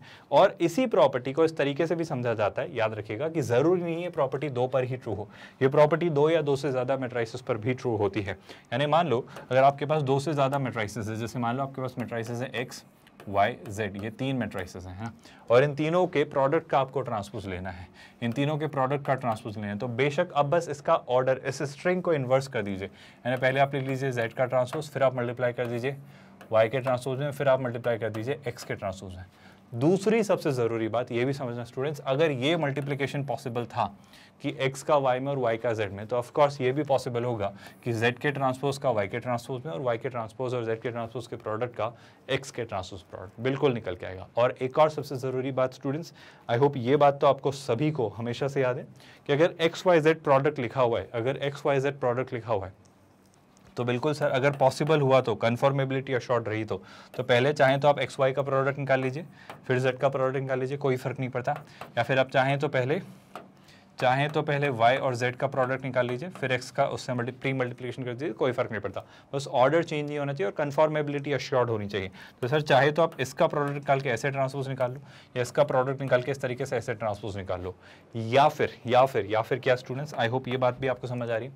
यहाँ पर भी वही बात अप्लीकेबल है, यानी क्या कि सर z के ट्रांसपोज का y के ट्रांसपोज से मल्टीप्लिकेशन लेके आप उसको x के ट्रांसपोज से मल्टीप्लाई कर दो, या फिर z का ट्रांसपोज बाद में मल्टीप्लाई कर देना, पहले आप y के ट्रांसपोज और x के ट्रांसपोज का मल्टीप्लिकेशन ले लो। क्या ये सारी बातें आपको समझ आ रही हैं? आई होप बहुत सिंपल सा स्टैंडर्ड सी बात मैं कहना चाह रहा हूँ। खैर इतनी बारीकी में जाने की ज़रूरत शायद हमें बहुत रेयरली पड़े, पर फिर भी ये बातें पता होनी चाहिए, ऐसा मैं चाह रहा हूँ। तो क्या आपको ये सारी प्रॉपर्टी समझ आई स्टूडेंट्स? बहुत क्रूशियल और बहुत ज़रूरी सी प्रॉपर्टीज़ थी जिनको लेकर मेरे ख्याल से आपको अब कोई कन्फ्यूजन, क्वेरी या डाउट नहीं है। सबसे ज़रूरी बात, पहले तो ट्रांसपोज समझ आया होगा कि ट्रांसपोज एग्जैक्टली होता क्या है, और ट्रांसपोज पर रिलेटेड प्रॉपर्टी की एडिशन या मल्टीप्लिकेशन में ट्रांसपोज कैसे वर्क या बिहेव करता है। अगर इतनी अंडरस्टैंडिंग डेवलप हो चुकी है तो थोड़ा और आगे बढ़ते हैं। आई होप यहाँ तक कोई भी कन्फ्यूजन या डाउट नहीं है, ये सारी चीज़ें अच्छे से डिटेल में समझ आई। नाउ वी स्टार्ट और will discuss the conjugate. Now what do you mean by conjugate? Conjugate के बारे में हम डिटेल में डिस्कशन करेंगे जब हम कॉम्प्लेक्स नंबर्स पढ़ेंगे। खैर अभी फिलहाल अगर मैट्रिक्स के पर्सपेक्टिव से बात करूँ, अगर मैं मैट्रिक्स के पर्सपेक्टिव से बात करूं तो क्या समझ में आना चाहिए? आई होप आप समझते हैं कि सर अगर आप कॉम्प्लेक्स नंबर जानते हो तो एक कॉम्प्लेक्स नंबर ऐसा होता है कि सर वो उसमें एक रियल पार्ट होता है और एक इमेजिनरी पार्ट होता है। आई होप ये बात आपको पता है। और आयोटा इज नथिंग बट क्या सर, आयोटा जो होता है वो -1 का अंडर रूट होता है। ये बड़ी सिंपल सी बातें हमने करना सीखी हैं कॉम्प्लेक्स नंबर चैप्टर के अंदर। अगर मैं कॉम्प्लेक्स नंबर चैप्टर की अंडरस्टैंडिंग को थोड़ा यहाँ इनकॉर्पोरेट करूँ तो सर z का जो कॉन्जुगेट होता है उसे हम डिनोट करते हैं z बार से। और कॉन्जुगेट का मतलब कुछ नहीं होता है सर, जो इमेजिनरी पार्ट है उसको आप किस में कन्वर्ट कर देते हो, उसका साइन आप चेंज कर देते हो। मतलब अगर ये है a + ib तो आप इसे लिख देते हो a - ib। बस यही आपका कॉम्प्लेक्स नंबर के कॉन्टेक्स्ट में कॉन्जुगेट हुआ करता था। आई होप ये बात आपको याद आ रही है। यानी सिंपल सी बात है स्टूडेंट। जैसे फॉर एग्जाम्पल अगर मैं आपको एक एग्जाम्पल से आपको चीज़ें क्लियर करना चाहूँ तो जैसे याद करो स्टूडेंट्स, हमारे पास अगर एक नंबर है, अगर एक कॉम्प्लेक्स नंबर है z1 जिसे आपके पास लिख के दिया है किसी ने 5 - 3 आयोटा, अगर लिख के दिया है 5 - 3 आयोटा, तो अगर मैं आपसे पूछूं कि z1 का कॉन्जुगेट क्या होगा तो पहली बात तो आप कॉन्जुगेट को z1 के बार से डिनोट करते हैं। और कॉन्जुगेट का मतलब होता है सर जो भी इमेजिनरी पार्ट है उसका साइन चेंज कर दो। मतलब अगर ये माइनस है तो प्लस, प्लस है तो माइनस। जैसे 5 - 3 आयोटा लिखा है तो आप इसे क्या लिख देंगे, आप इसे लिख देंगे 5 + 3 आयोटा। बड़ी बेसिक सी कुछ बातें। अच्छा इसके साथ साथ अगर मैं कुछ और स्टैंडर्ड सी बातें पूछूं तो क्या आप मुझे बता पाओगे? सर लेट्स से एक कॉम्प्लेक्स नंबर है z2 जो लिखा हुआ है लेट्स से -7 आयोटा, तो क्या इसका कॉन्जुगेट निकाल सकते हैं? आई थिंक निकाल सकते हैं सर। z2 का कॉन्जुगेट यानी z2 बार। और अगेन सिंपल सी बात, क्या आप इमेजिनरी पार्ट देख पा रहे हो? बिल्कुल सर, वो है -7 आयोटा। अच्छा ये -7 आयोटा है कैसे? क्या आप इसको, अगर आपको कन्फ्यूजन है तो 0 - 7 आयोटा लिख सकते हो? बिल्कुल लिख सकते हैं। मतलब इसमें ये रियल पार्ट 0 है और प्योरली इमेजिनरी पार्ट है उसमें -7 आयोटा। तो इसका बार, इसका कॉन्जुगेट क्या होगा सर? इसका बार या इसका कॉन्जुगेट होगा माइनस माइनस, मतलब माइनस का इनवर्ट। जब हमने साइन चेंज किया तो क्या हो जाएगा? प्लस, तो हो जाएगा 7 आयोटा। अगर मैं आपसे कुछ और चीज़ें पूछना चाहूँ, जैसे कि अगर मैं पूछूँ आपको एक और कॉम्प्लेक्स नंबर देकर, जैसे लेट्स से मैं आपको कॉम्प्लेक्स नंबर देता हूँ z3, ये लिखा हुआ है 5। सर ये कैसे कॉम्प्लेक्स नंबर है? ये ऑफकोर्स एक कॉम्प्लेक्स नंबर है, ये प्योरली रियल कॉम्प्लेक्स नंबर है। जैसे आप चाहो तो आप इसको लिख सकते हो ना, क्या 5 + 0 × आयोटा। आई होप आपको बात समझ आ रही है। सर इसका क्या मतलब, क्या आप इसका भी कॉन्जुगेट निकाल सकते हो? मेरे ख्याल से बिल्कुल निकाल सकते हो। अगर आपसे z3 का बार यानी z3 का कॉन्जुगेट पूछा तो रियल पार्ट तो एज इट इज रहता है, जो इमेजिनरी पार्ट है आप उसका क्या कर देते हो? Sign change. और 0 का साइन प्लस हो या माइनस कोई फर्क नहीं पड़ता, 0 0 ही रहता है, तो उसको आप क्या लिखोगे? 5। तो क्या आपको बात समझ आ रही है? अगर प्योरली रियल नंबर है तो उसका कॉन्जुगेट उसके इक्वल होता है, प्योरली इमेजिनरी है तो उसका कॉन्जुगेट उसके नेगेटिव के इक्वल होता है। और अगर एक रियल और इमेजिनरी दोनों पार्ट को इनकॉर्पोरेट करे हुए तो बस इतना सा पार्ट कि इमेजिनरी पार्ट का साइन आप चेंज कर देते हैं, तो यही कॉन्जुगेट होता है कॉम्प्लेक्स नंबर्स में। आई होप ये बड़ी बेसिक सी बात आपको पता है। और अगर इसी थॉट को हम यहाँ पर अप्लाई करें तो सुनिएगा बहुत ध्यान से सुनिएगा स्टूडेंट्स। अगर आपसे कोई कहे ये बात क्या कि अगर A आपका मैट्रिक्स है, of course A i j m cross n order का है ना, then the matrix obtained by replacing all the elements by their conjugate complex, अगर उन सारे एलिमेंट्स को अगर उनके कॉन्जुगेट से रिप्लेस कर दिया जाए तो हम उस मैट्रिक्स को क्या कहते हैं, हम उस मैट्रिक्स को कहते हैं क्लियरली क्या, कॉन्जुगेट ऑफ मैट्रिक्स ए। अगर मैं आपको बहुत सिंपल सी लैंग्वेज में समझाना चाहूँ, जैसे मान लो स्टूडेंट्स, अगर आपके पास एक मैट्रिक्स है, जैसे मान लो एक मैट्रिक्स है x, है ना, इस x मैट्रिक्स में क्या चीज़ हो रही है वो समझते हैं। इस x मैट्रिक्स में अंदर एलिमेंट है, एलिमेंट कैसे हो सकते हैं, जैसे लिखा है 2 + 3 आयोटा, फिर लिखा हुआ है लेट्स से -5, फिर लिखा है लेट्स से 7 आयोटा, फिर अगर लिखा हुआ है लेट्स से sin थीटा, है ना, फिर लिखा हुआ है लेट्स से आयोटा cos थीटा, फिर लिखा हुआ है लेट्स से 0, और कुछ लिख भी सकते हैं, जैसे लिखा होगा -3, जैसे लिख सकता है वो 7 + आयोटा, और एक लेट्स से ले लेते हैं 3 आयोटा। तो इस तरीके से मान लो आपके पास चीज़ें हैं, है ना, इसको -7 आयोटा बना देते हैं। अब अगर आपसे पूछता है कि सर x का कॉन्जुगेट क्या होगा, तो अभी जस्ट हमने डेफिनेशन पढ़ी कि सर अगर एक मैट्रिक्स का आपको कॉन्जुगेट चाहिए तो आप कुछ मत करिए, अगर आपको x का कॉन्जुगेट चाहिए तो पहले तो आप उसे डिनोट करेंगे x बार से, और जितने भी आपके एलिमेंट्स हैं उस सबका कॉन्जुगेट निकाल लीजिए। तो सीधी सी बात, जितने भी रियल नंबर्स हैं वो तो एज इट इज रहेंगे क्योंकि उनमें कोई इमेजिनरी पार्ट ही नहीं है। जितने भी प्योरली इमेजिनरी कॉम्प्लेक्स नंबर्स हैं वो उनके पार्ट्स, उनका जो वो साइन है वो इन्वर्ट हो जाएगा, यानी प्लस है तो माइनस, माइनस है तो प्लस।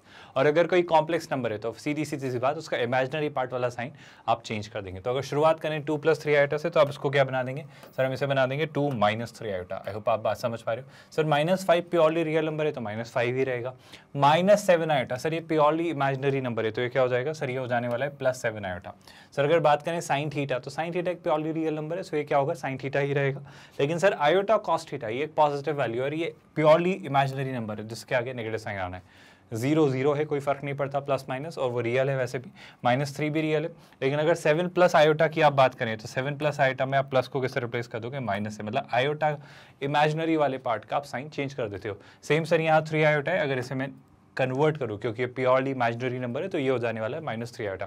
यानी किसी भी कॉम्प्लेक्स नंबर का अगर आपको कॉन्जुगेट निकालना है तो प्रोसेस बड़ी आसान सी, आप सिर्फ ये करेंगे स्टूडेंट्स कि उस कॉम्प्लेक्स नंबर का आप क्या करेंगे, हर एलिमेंट में, मतलब अगर किसी मैट्रिक्स का अगर आपको कॉन्जुगेट निकालना है तो आप क्या करेंगे, उस मैट्रिक्स के हर एलिमेंट का कॉन्जुगेट निकाल देंगे। और कहानी बड़ी सॉर्टेड सी स्टूडेंट्स, अगर मैं क्रक्स आपको समझाऊँ तो बड़ी सिंपल सी बात जो हमने कॉम्प्लेक्स नंबर में भी पढ़ा है कि रियल नंबर के कॉन्जुगेट में कोई चेंज नहीं होता है। अगर प्योरली इमेजिनरी है, अगर प्योरली इमेजिनरी है तो आप ऑफ कोर्स उसका प्लस साइन को माइनस से, माइनस साइन को प्लस से कन्वर्ट कर दोगे। और अगर रियल प्लस इमेजिनरी, मतलब अगर एक कंप्लीट, अगर एक स्टैंडर्ड कॉम्प्लेक्स नंबर है तो आई होप उसमें कॉन्जुगेट तो हमने सीखा है, जो हमने करना आता है ना। a + आयोटा b को आप कॉन्जुगेट कैसे लिखते हो, a - आयोटा b, यानी इमेजिनरी पार्ट का साइन चेंज कर देते हैं। अगर ये पार्ट समझ आया तो कुछ स्टैंडर्ड सी प्रॉपर्टीज़ हैं कॉन्जुगेट को लेकर जो कॉन्जुगेट मैट्रिक्स में भी एग्जिस्ट करती हैं। जैसे आई होप पहली अगर मैं प्रॉपर्टी की बात करूँ तो सर बड़ी बेसिक सी बात है, अगर मैं किसी नंबर का कॉन्जुगेट निकालता हूँ, जैसे सर एक कॉम्प्लेक्स नंबर है, अगर z एक कॉम्प्लेक्स नंबर है और z एक अगर कॉम्प्लेक्स नंबर है, तो मान लो ये एक नंबर है a + आयोटा b, तो आप मुझे बता सकते हो सर z का कॉन्जुगेट क्या होगा, सर z का कॉन्जुगेट होगा a - आयोटा b। सर इसके कॉन्जुगेट का कॉन्जुगेट क्या होगा, मतलब z बार का बार क्या होगा, तो मेरे ख्याल से वापस जो इमेजिनरी पार्ट है उसका साइन चेंज कर दीजिए, अगर ये माइनस है तो क्या हो जाएगा प्लस, यानी सर वापस ये क्या हो जा रहा है, ये हो जा रहा है z। क्या आप बात समझ पा रहे हो। सर क्या है सिर्फ किसी कॉम्प्लेक्स नंबर पर ट्रू है, हाँ कॉम्प्लेक्स नंबर सारे, मतलब प्योरली रियल, प्योरली इमेजिनरी, कुछ भी हो ये तो ट्रू ही होगा ना। आप सोचो अगर आपके पास एक नंबर 3 है तो 3 का कॉन्जुगेट क्या होगा 3, उसका भी कॉन्जुगेट क्या होगा 3, तो ये तो रियल है तो इसमें तो कोई फर्क पड़ता नहीं।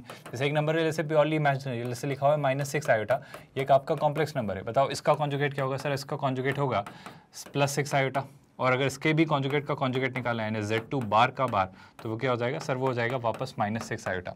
तो बड़ी सिंपल सी बात है सर, अगर किसी नंबर का मतलब चाहे वो प्योरली इमेजिनरी हो, प्योरली रियल हो, या फिर वो एक स्टैंडर्ड कॉम्प्लेक्स नंबर हो जिसमें रियल और इमेजिनरी दोनों पार्ट हैं, तो ऑफकोर्स सर उसके कॉन्जुगेट का कॉन्जुगेट आपको वापस वही ओरिजिनल नंबर दे देता है। और सेम बात अगर कॉम्प्लेक्स नंबर से अगर मैं शिफ्ट करूं, अगर मैं अपना थॉट लेकर आऊं मैट्राइसिस की अंडरस्टैंडिंग को लेकर, तो क्या यही बात मैट्राइसिस पर भी ट्रू होगी, क्यों नहीं होगी सर। मान लो अगर आपके पास एक मैट्रिक्स है, अगर आपके पास एक मैट्रिक्स है लेट्स से ए, ये अगर एक 2x2 मैट्रिक्स है, इसके अंदर कुछ एलिमेंट्स हैं, एंड ऑफ कोर्स सर अगर आप इन एलिमेंट्स का कॉन्जुगेट, मतलब अगर आप ए का कॉन्जुगेट निकालते हो तो कॉन्जुगेट निकालोगे तो क्या होगा, इनका इनका इनका और इनका कॉन्जुगेट होगा, फिर उसका एक बार और कॉन्जुगेट निकालोगे तो ऑफ कोर्स इनका इनका इन चारों एलिमेंट्स का वापस से कॉन्जुगेट निकलेगा, और वापस से कॉन्जुगेट निकलेगा, मतलब वही ओरिजिनल नंबर हमें वापस मिल जाएंगे। So can I finally conclude कि चाहे कॉम्प्लेक्स नंबर हो या एक मैट्रिक्स, उनके कॉन्जुगेट का कॉन्जुगेट आपको ओरिजिनल मैट्रिक्स या ओरिजिनल कॉम्प्लेक्स नंबर रिटर्न करता है। क्या ये बड़ी बेसिक से सिंपल सी प्रॉपर्टी आप याद रखेंगे? आई होप इसमें कोई डाउट नहीं है। ये प्रॉपर्टी वैसी ही है जैसे ट्रांसपोज में थी। क्या याद आ रहा है आपको? ट्रांसपोज का ट्रांसपोज वापस आपको ओरिजिनल मैट्रिक्स दे देता है, तो सेम थॉट यहाँ भी अप्लाई कर सकते हैं। किसी मैट्रिक्स के कॉन्जुगेट का कॉन्जुगेट आपको वापस ओरिजिनल मैट्रिक्स रिटर्न करेगा। सर इसी तर्ज पर क्या ये एडिशन और सब्ट्रैक्शन में भी अप्लाई होता है? आप क्यों ज़्यादा सोच रहे हो? बिल्कुल होगा। आप सीधी सी बात सोच के देखो। सर दो मैट्रिसेस हैं, क्या मैं पहले उनको ऐड कर दूं और फिर कॉन्जुगेट निकालूं? हाँ, ऐसा कर लो। या फिर क्या सर ऐसा कर सकते हैं कि पहले उन दोनों के कॉन्जुगेट निकाल लें और फिर उनको ऐड कर दें? बिल्कुल ऐसा भी कर सकते हो, कोई फर्क नहीं पड़ता। जैसा ट्रांसपोज आप एडिशन या सब्ट्रैक्शन में डिस्ट्रीब्यूट कर सकते थे, वैसा ही कॉन्जुगेट भी आप इंडिविजुअली हर मैट्रिक्स को एसोसिएट या असाइन कर सकते हो। और यही बात सिर्फ दो मैट्रिसेस पर अप्लाई नहीं होती है, मतलब मान लो दो से ज़्यादा भी होते हैं। जैसे एक होता है एक्स, फिर लिखा हुआ है प्लस, फिर लिखा है माइनस जेड, है ना। ये आपके बेसिकली तीन मैट्रिसेस है और आप इनका क्या निकाल रहे हो? Overall conjugate. तो या तो इनका अलजेब्रिक की ऑपरेशन कर लो, एडिशन और सब्ट्रैक्शन, और फिर कॉन्जुगेट निकालो।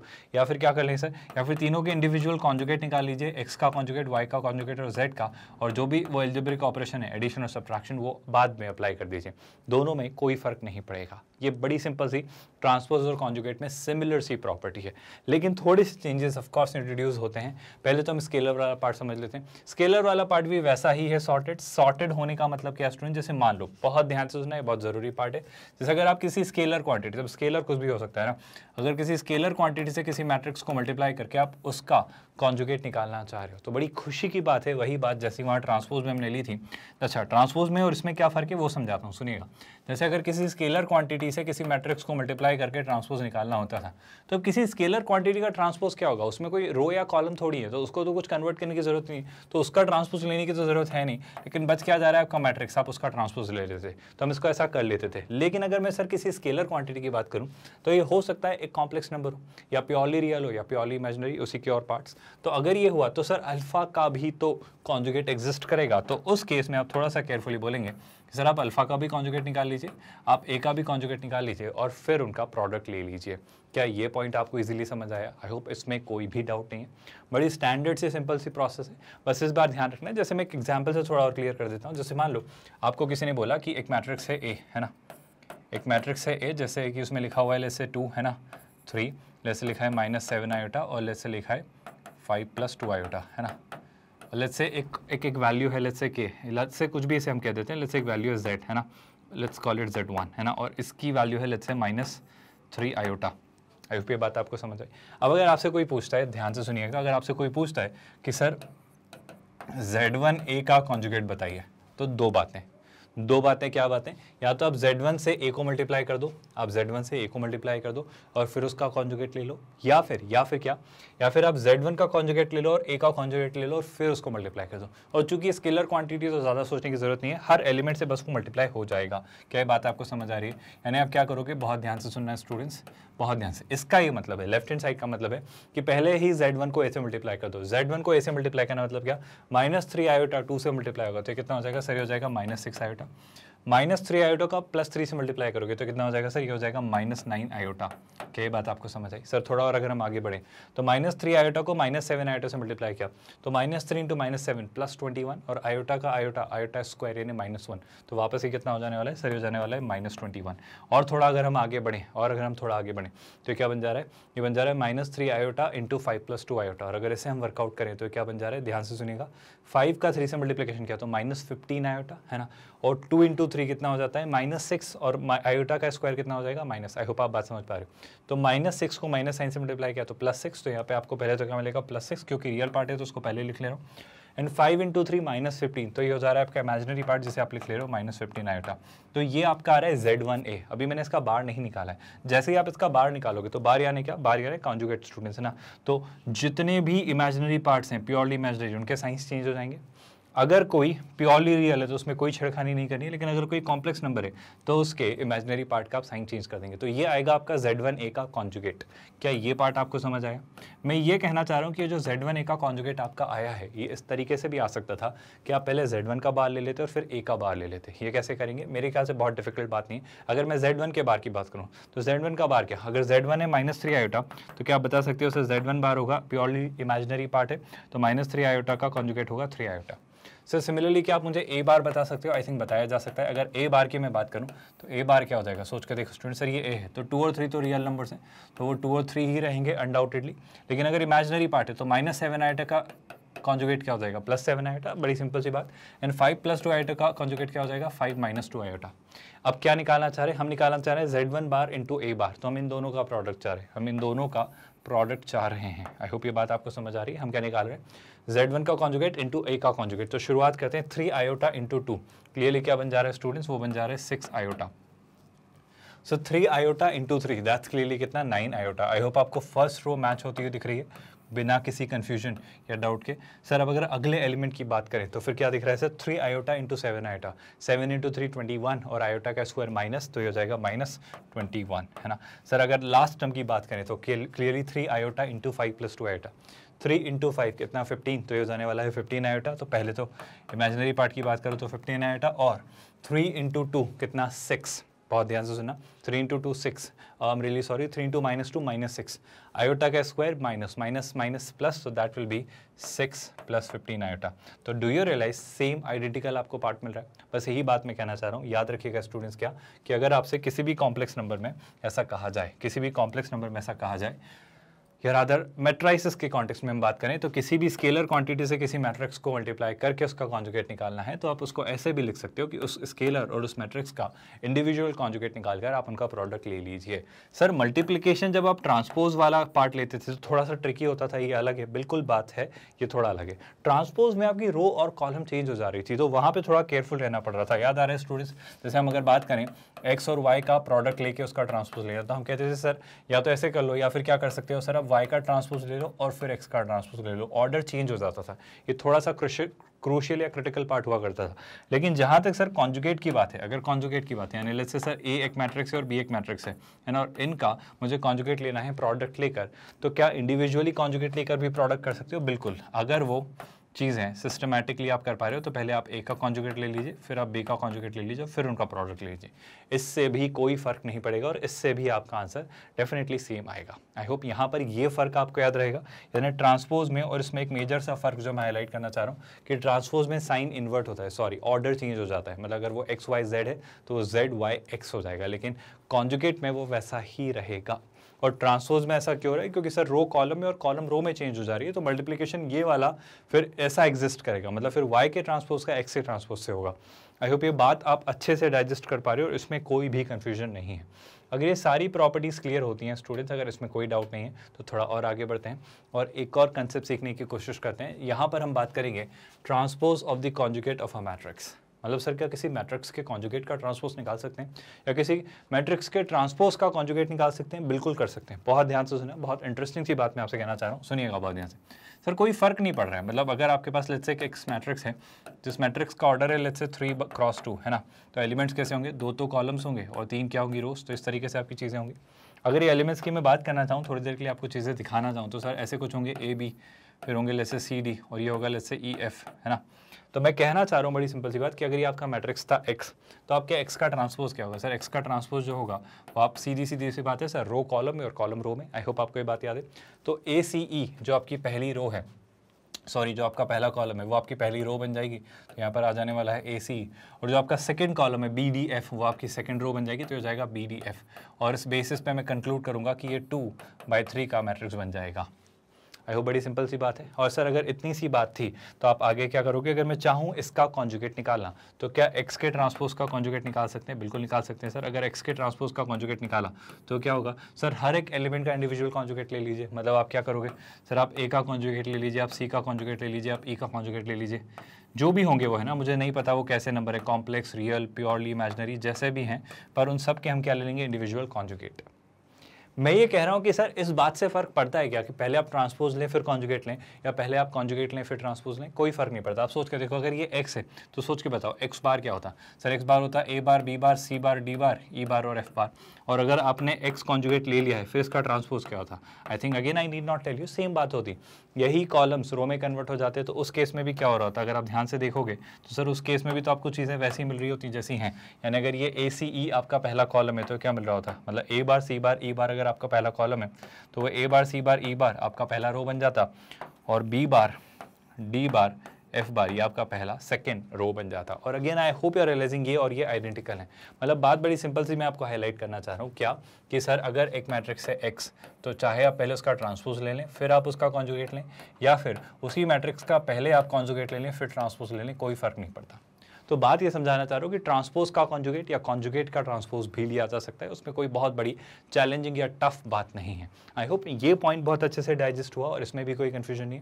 तो क्या कहना चाह रहे हैं, transpose of the conjugate of a matrix कैसे निकाला जाता है स्टूडेंट्स, इस बारे में बहुत अच्छे से क्लियर अगर मैं अंडरस्टैंडिंग डेवलप करूँ तो transpose of conjugate of matrix is equal to the conjugate of the transpose of the matrix, यानी कि सर एक एक कॉन्जुगेट का ट्रांसपोज या एक ट्रांसपोज का कॉन्जुगेट एक ही बात है। आई होप याद रहेगा। और उसके लिए एक कॉमन एक और साइन जो दे दिया जाता है वो होता है ए थीटा। याद रखिएगा स्टूडेंट्स, ये बहुत ज़रूरी बात है और इसे याद रखना बहुत ज़रूरी है कि ये ए थीटा से डिनोट किया जाता है। तो आपके पास ये लिखा है एक्स के ट्रांसपोज का कॉन्जुगेट या एक्स के कॉन्जुगेट का ट्रांसपोज, इससे एक कॉमन लैंग्वेज में आप क्या लिख लेते हो, ए थीटा। तो A theta denotes conjugate of transpose, और इधर वे आप उसे ट्रांसपोज ऑफ कॉन्जुगेट भी कह सकते हैं। क्या इस बात में कोई कंफ्यूजन है स्टूडेंट्स? आई होप यहाँ तक कोई भी डाउट नहीं है, आप बहुत अच्छे से समझ पा रहे हैं सारी टर्म्स को, स्पेसिफिकली ट्रांसपोज, कॉन्जुगेट, ट्रांसपोज से रिलेटेड प्रॉपर्टीज़, कॉन्जुगेट से रिलेटेड प्रॉपर्टीज़। मेजरली जो एक बड़ी सिंपल सी स्टैंडर्ड सी प्रॉपर्टी है जो मैं बार बार हाईलाइट कर रहा हूँ कि याद रखना है, इसको मत भूलना स्टूडेंट्स। याद करिए ए और बी का अगर कंबाइंड ट्रांसपोज लेना है तो इसे खबरदार कोई भी स्टूडेंट अगर ऐसा लिखता है तो ये बिल्कुल गलत है, ऐसा नहीं पढ़ाया गया। ये कॉन्जुगेट है स्टूडेंट्स, है ना, तो कॉन्जुगेट में तो ऑर्डर वही रहता है। अगर ए बी का कॉन्जुगेट लेना है तो ए कॉन्जुगेट बी कॉन्जुगेट, ये जो ऑर्डर चेंज होता है ये कहाँ होता है स्टूडेंट्स? आई होप आपको याद है, हम डिस्कस कर चुके हैं। अगर मुझे ए और बी का ट्रांसपोज लेना है तो हम इसे लिखते हैं बी ट्रांसपोज ए ट्रांसपोज। ये बहुत क्रूशियल बात है जिसे मैं बार बार हाईलाइट कर रहा हूँ, इसे अच्छे से याद रखना। विद दैट अगर अब हम आगे आते हैं नेक्स्ट प्रॉपर्टी पर, तो एक और प्रॉपर्टी कि क्या सर किसी के कॉन्जुगेट के ट्रांसपोज का कॉन्जुगेट का ट्रांसपोज लें तो वो वापस वही ओरिजिनल मैट्रिक्स आपको बनेगा। क्योंकि बात क्या है सर, बात बड़ी सिंपल सी, अगर आप थोड़ा ध्यान से देख पाएं। अब और मज़ेदार बहुत इंटरेस्टिंग सी प्रॉपर्टीज़ आ रही हैं। जैसे अगर मैं कहूँ आपसे ए थीटा, तो ए थीटा का मतलब क्या होता है? ए थीटा का मतलब होता है सर मैं एक ही ऑर्डर ले रहा हूँ, या तो कॉन्जुगेट का ट्रांसपोर्ट मान लो या ट्रांसपोर्ट का कॉन्जुगेट, कोई फर्क नहीं पड़ता सर। ए का ट्रांसपोज मतलब ए का कॉन्जुगेट का ट्रांसपोज, है ना। अब मैं इसका एक और थीटा लेना चाह रहा हूँ, एक और थीटा लेना चाह रहा हूँ, मतलब मैं क्या लेना चाह रहा हूँ, सुनिएगा यहाँ से। एक और अगर थीटा लेना चाह रहा हूँ तो मैं क्या लेना चाह रहा हूँ, मैं इसके ट्रांसपोज का कॉन्जुगेट लेना चाह रहा हूँ। आई होप ये बात आपको समझ आ रही है। अब इस कॉन्जुगेट और इस कॉन्जुगेट से हम बाद में डील करेंगे। क्या मैं आपसे ये कह सकता हूँ सर कि कभी भी आप अगर ट्रांसपोज का ट्रांसपोज लेते हो, कभी भी अगर आप ट्रांसपोज का ट्रांसपोज लेते हो तो आपको वापस ओरिजिनल मैट्रिक्स से मिलता है। तो ट्रांसपोज एक दूसरे के इम्पैक्ट को नलिफाई करते हैं, तो आपके पास क्या मिलेगा, ए के कॉन्जुगेट का कॉन्जुगेट। आपके पास ये दोनों इम्पैक्ट नलिफाई हो जाएंगे, क्योंकि ये रो को कॉलम में कन्वर्ट करेगा, ये कॉलम को रो में कन्वर्ट करेगा, तो वापस यही काम भी तो वही करेगा, तो ये भी उन्हीं बदली हुई रो को वापस वहीं ला के रख देगा और वापस वही कर देगा। तो आपको बात समझ आ रही है, ये अगर कुछ करता है तो इसका इनवर्स इफेक्ट लेकर आ जाएगा, ऐसा हमने जानते हैं, है ना। तो अब बचा क्या, ए के कॉन्जुगेट का कॉन्जुगेट, और सर कॉन्जुगेट का कॉन्जुगेट वापस वही कर देगा ना। अगर प्लस से माइनस किया तो वापस माइनस से प्लस, अगर कुछ नहीं हुआ तो वैसे भी कुछ नहीं होना है, और अगर माइनस से प्लस हुआ होगा तो वापस प्लस से माइनस, तो वापस आपको ए के कॉन्जुगेट से क्या मिल जाएगा, ए। यानी कि आपको ये बहुत इंपॉर्टेंट सा कंक्लूजन समझ आ रहा है कि सर ए के ट्रांसपोज के कॉन्जुगेट का अगर वापस ट्रांसपोज का कॉन्जुगेट लें तो क्या मिलता है, वापस वही आपको मैट्रिक्स मिलता है। आई होप ये प्रॉपर्टी आप अच्छे से याद रखेंगे, इसमें कोई भी कंफ्यूजन किसी भी स्टूडेंट को नहीं है। बहुत ज़रूरी इंपॉर्टेंट प्रॉपर्टीज़ हैं, मतलब ऐसा याद रहना चाहिए कि थीटा का ये मतलब होता है तो वो बात बनेगी, है ना। विद दैट अब अगर मैं नेक्स्ट प्रॉपर्टी समझना चाहूँ तो जैसा ट्रांसपोज में था, जैसा कॉन्जुगेट में था, वैसा ही कॉन्जुगेट के ट्रांसपोज में भी है। जैसा हमने पढ़ा था स्टूडेंट्स की ए और बी का अगर आप एडिशन या सब्ट्रैक्शन करके ट्रांसपोज लेते हैं तो हम क्या ले लेते थे सर, ए का ट्रांसपोज प्लस माइनस बी का ट्रांसपोज। जैसा हम ए और बी के ए और बी के अगर सम या डिफरेंस में कॉन्जुगेट में लिया करते थे तो हम क्या कर लेते थे सर, ए का कॉन्जुगेट प्लस माइनस बी का कॉन्जुगेट।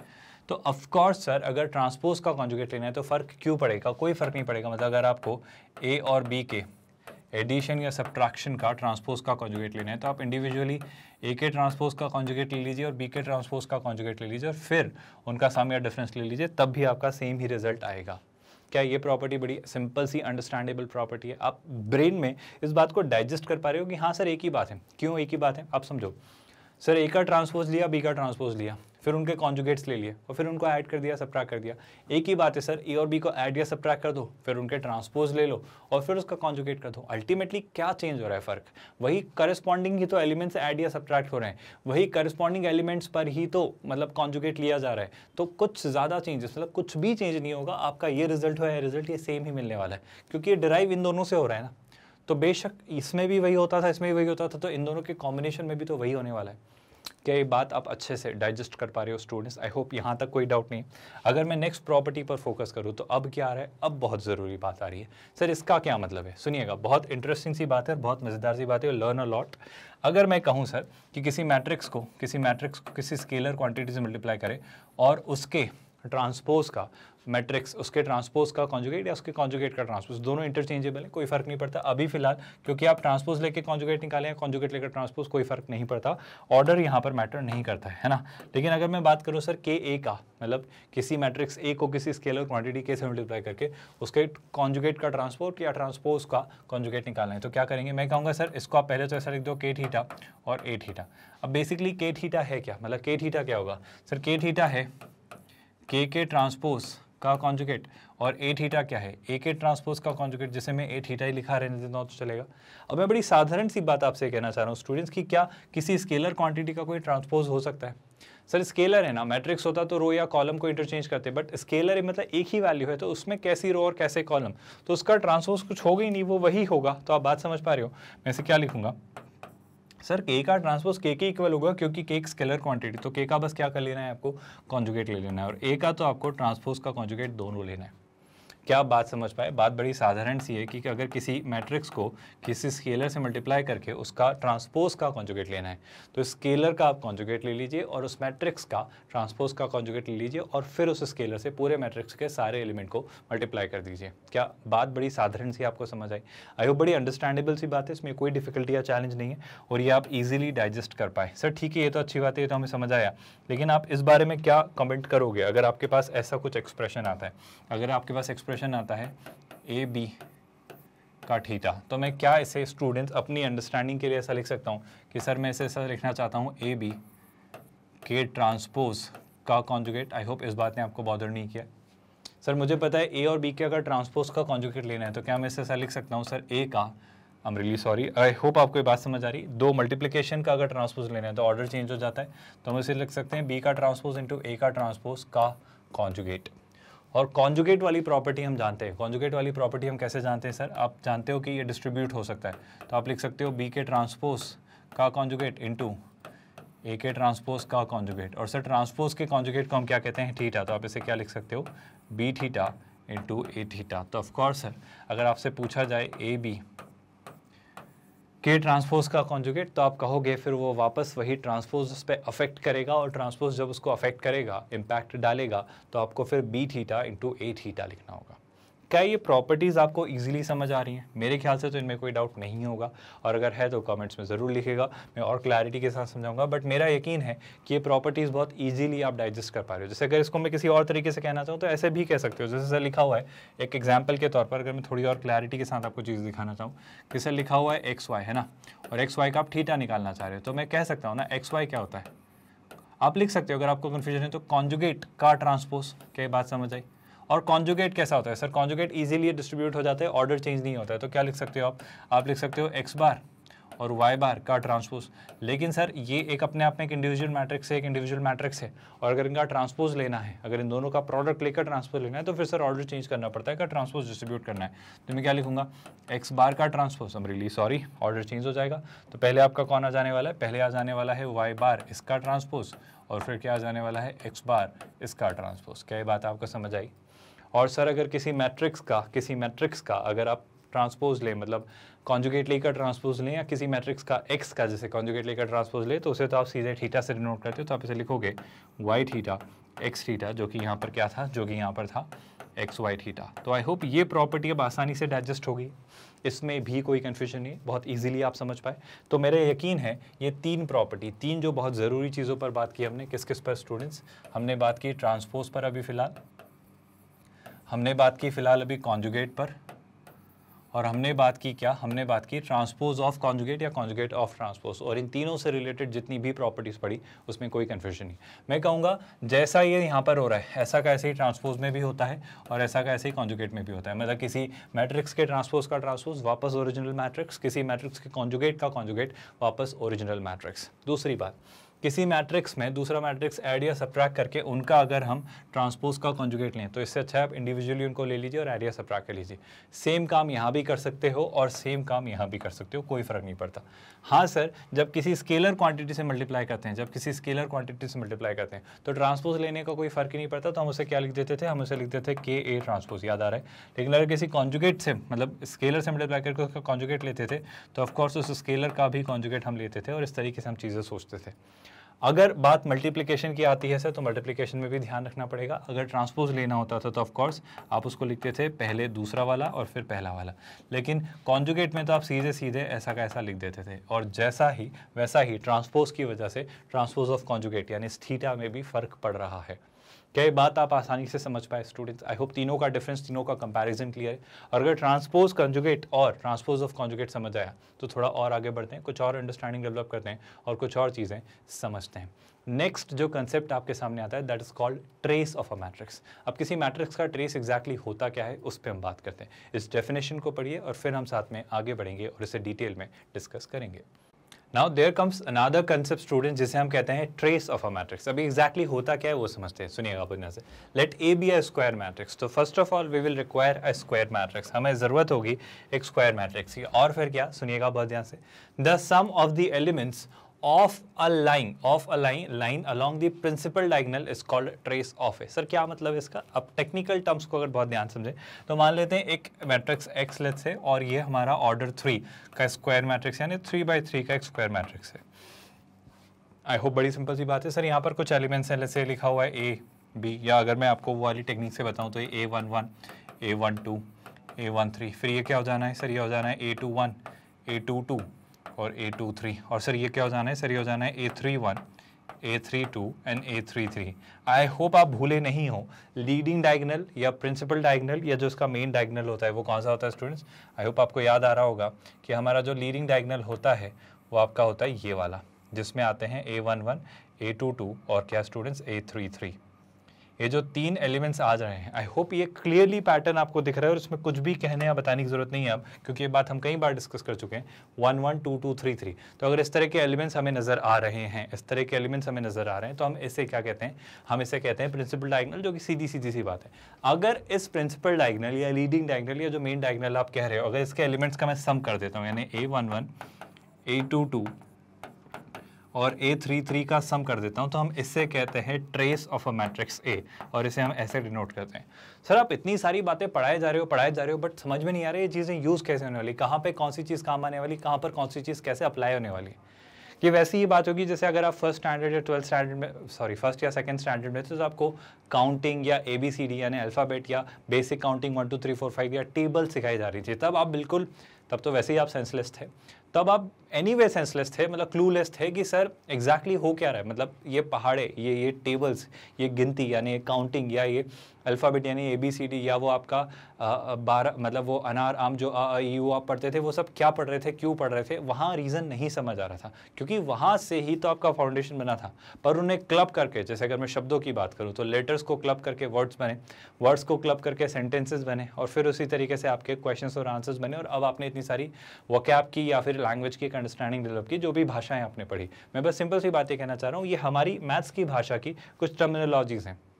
अब अगर हम इन्हें सीख लेंगे तो ये कहाँ पर कैसे अप्लाई होंगी, इन बारे में बात करेंगे। पर अभी मैं आपको सिर्फ बेसिक चीज़ें बता रहा हूँ कि देखो मैट्रिक्स ये होता है, इसके ये टाइप्स होते हैं, row matrix, unit matrix, diagonal matrix, इसका लीडिंग डायगोनल होता है, ये कॉन्जुगेट होता है, ये ट्रांसपोज होता है, या फिर इस मैट्रिक्स में अगर आप निकालो तो ये उसका ट्रेस होता है। खैर इन सब बातों पे हम बात करेंगे कि हम कैसे यूज़ करने वाले और कहाँ पर कैसे काम आने वाली है। पर पहले आप सारी बातें तो सीख लीजिए। मतलब कभी मैं कहूँ कि चलो ये ट्रेस होता है, अगर आपको पता ही नहीं है ट्रेस क्या होता है तो फिर पता होना चाहिए ना।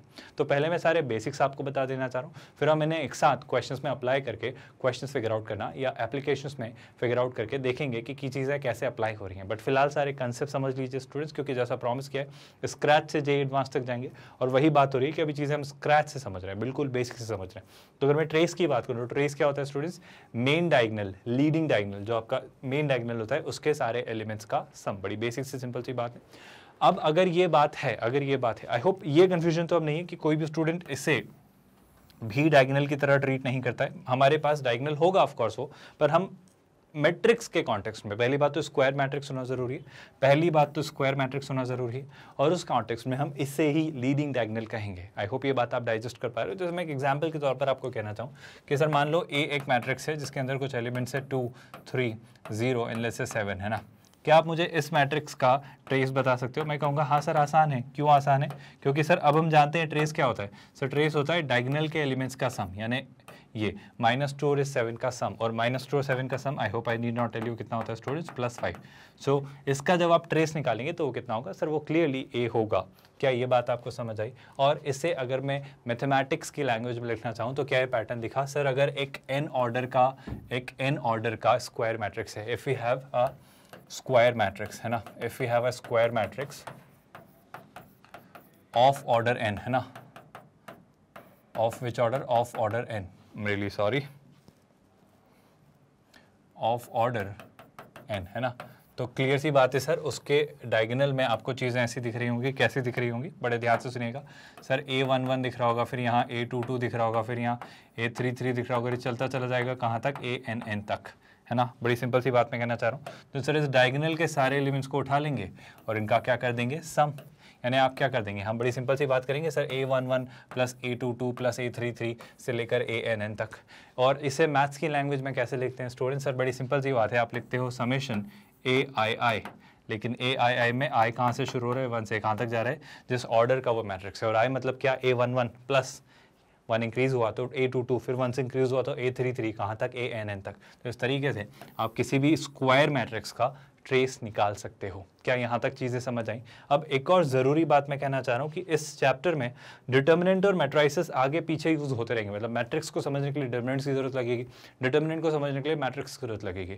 तो डिटर्मिनेंट क्या होता है, एग्जैक्टली क्या चीज़ें होती हैं, वो बहुत डिटेल में मैं भी नहीं पढ़ा रहा हूँ। जब डिटर्मिनेंट एज अ पार्ट हम शुरू करेंगे तब बिल्कुल बहुत डिटेल में पढ़ाऊंगा। बट अभी फिलहाल मैट्राइसेस की कुछ चीज़ों को समझने के लिए, मतलब फिलहाल जैसे अगर मैं आज के लेक्चर की बात करूं तो आज का लेक्चर मेजरली 2 पार्ट्स में डिवाइडेड है। यानी जो टॉपिक हम पढ़ रहे हैं, जो चैप्टर हम पढ़ रहे हैं, इसका आज का जो लेक्चर है, यानी इसमें बेशक हम टाइप्स ऑफ मैट्राइसेस पढ़ रहे हैं on the basis of operation, पर पहले मैं अभी तक आपको बता रहा था कि मैट्राइसेस पे आप ऑपरेशंस क्या क्या कर सकते हो।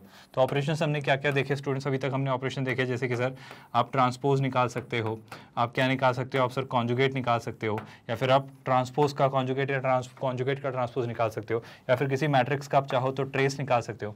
अब इन सब ऑपरेशंस के बेसिस पर मैट्राइसेस के क्या क्या टाइप्स होते हैं हमारा नेक्स्ट लेक्चर में जाने वाला है। पर इन सब चीज़ों को पढ़ने के लिए आगे आने वाली चीज़ों में बहुत सारी चीज़ें ऐसी होंगी जहां पर मैट्राइसेस को अंडरस्टैंडिंग डेवलप करने के लिए हमें कहीं ना कहीं सटली डिटर्मिनेंट्स की जरूरत लगेगी। तो जब हम डिटर्मिनेंट्स डिटेल में पढ़ेंगे तब तो हम बेशक उसे डिटेल में पढ़ेंगे, बट अभी फिलहाल जितनी कॉमन या बेसिक अंडरस्टैंडिंग हमें डिटर्मिनेंट्स की चाहिए वो मैं आपको देना चाह रहा हूँ। तो I am clearly giving you a disclaimer कि ये डिटर्मिनेंट्स चैप्टर में नहीं पढ़ा रहा हूँ। डिटर्मिनेंट पार्ट जो इस यूनिट का है, जो सब पार्ट है इस यूनिट का, इस चैप्टर का जो सब चैप्टर है डिटर्मिनेंट्स, वो डिटेल में हम पढ़ेंगे जब डिटर्मिनेंट्स चैप्टर हम पढ़ेंगे इसी यूनिट के अंदर, मैट्राइसेस एंड डिटर्मिनेंट्स के अंदर। बट फिलहाल चूंकि वो इंटरचेंजेबली यूज होते जा रहा है, कभी मैट्राइसेस में डिटर्मिनेंट की जरूरत लगेगी, जब डिटर्मिनेंट करोगे तो मैट्राइसेस की जरूरत लगेगी, क्योंकि ऐसे जरूरत लगती रहेगी। तो चूंकि अभी कुछ प्रॉपर्टीज मैट्राइसेस की समझने के लिए हमें डिटर्मिनेंट्स की अंडरस्टैंडिंग होना पता जरूरी है, इसलिए मैं आपको एक हल्का फुल्का नॉलेज दे देना चाह रहा हूँ डिटर्मिनेंट्स का। डिटर्मिनेंट क्या होता है?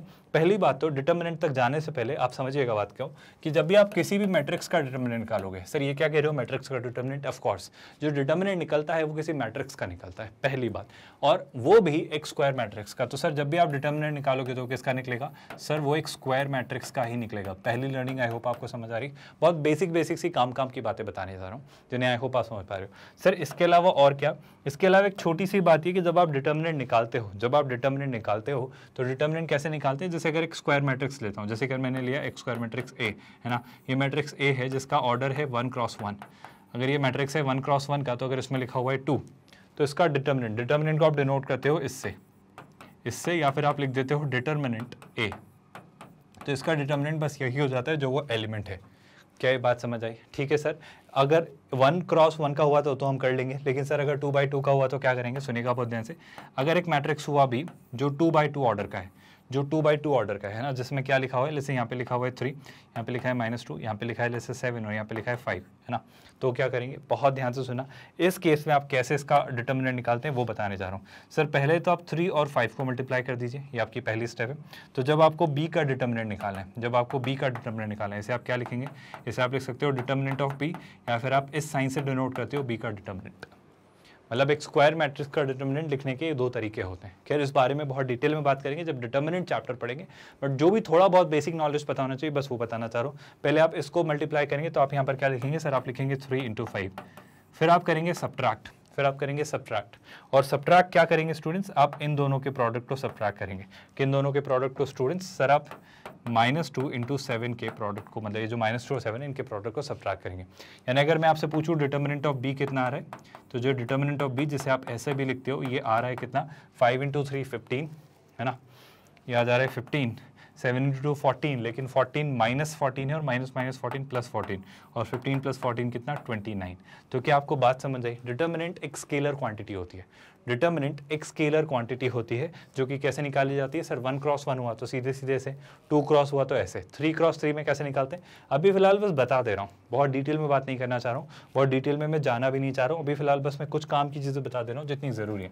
सर मान लेते हैं एक 3/3 का डिटर्मिनेंट हुआ, एक 3/3 का डिटर्मिनेंट हुआ, मान लेते हैं 3/3 का डिटर्मिनेंट कैसा? सर जैसे यहाँ लिखा है 3, यहाँ लिखा है 1, यहाँ लिखा है 2, है ना, यहाँ लिखा है 5, यहाँ लिखा है जैसे 7, यहाँ लिखा है जैसे -4, है ना, यहाँ लिखा हुआ है सर 6, यहाँ लिखा है लेट्स से 12, और यहाँ लिखा हुआ है लेट्स से -8। तो सर ये लिखा हुआ है कुछ, ठीक है, अच्छी बात है।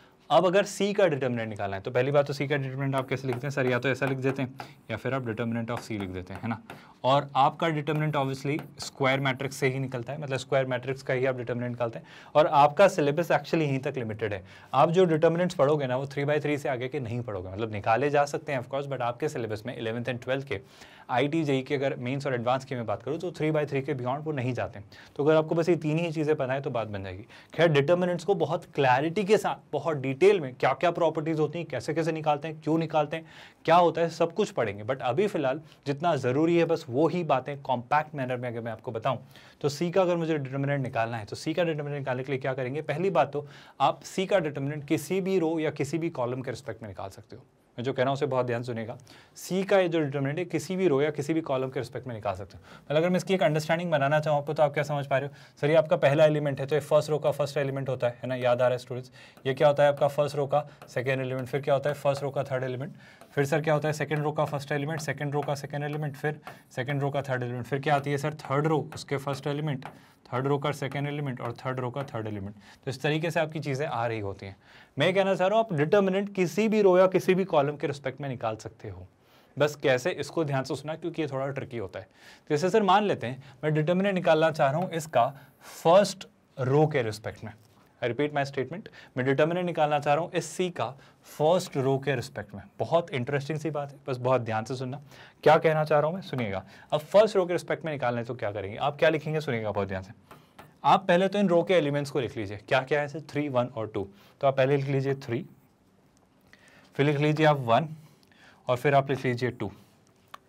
अब सुनिएगा बहुत ध्यान से, जब आपने 3 लिया तो बस एक छोटा सा काम ये करो स्टूडेंट्स, जब आपने 3 लिया तो एक छोटा सा काम ये करो, 3 वाला कॉलम और 3 वाला रो छोड़ के जो बच जा रहा है, ऑफ कोर्स अगर ये 3/3 था, अगर इसमें से 3 वाला रो और 3 वाला कॉलम हटाए तो एक 2/2 का स्क्वायर मैट्रिक्स बचेगा, पहले उसे लिख लीजिए। तो उसे लिख लिया, उसे क्या लिखा स्टूडेंट्स? अगर मैं ध्यान से देखो तो 7, -4, 12 एंड -8। क्या ये बात आपको समझ आई? आई होप ये बात बहुत अच्छे से समझ पा रहे हो आप। फिर सर 1 के साथ क्या करना है? 1 के साथ भी कुछ ऐसा ही करना है, अगर आप ध्यान से देख पाओ तो।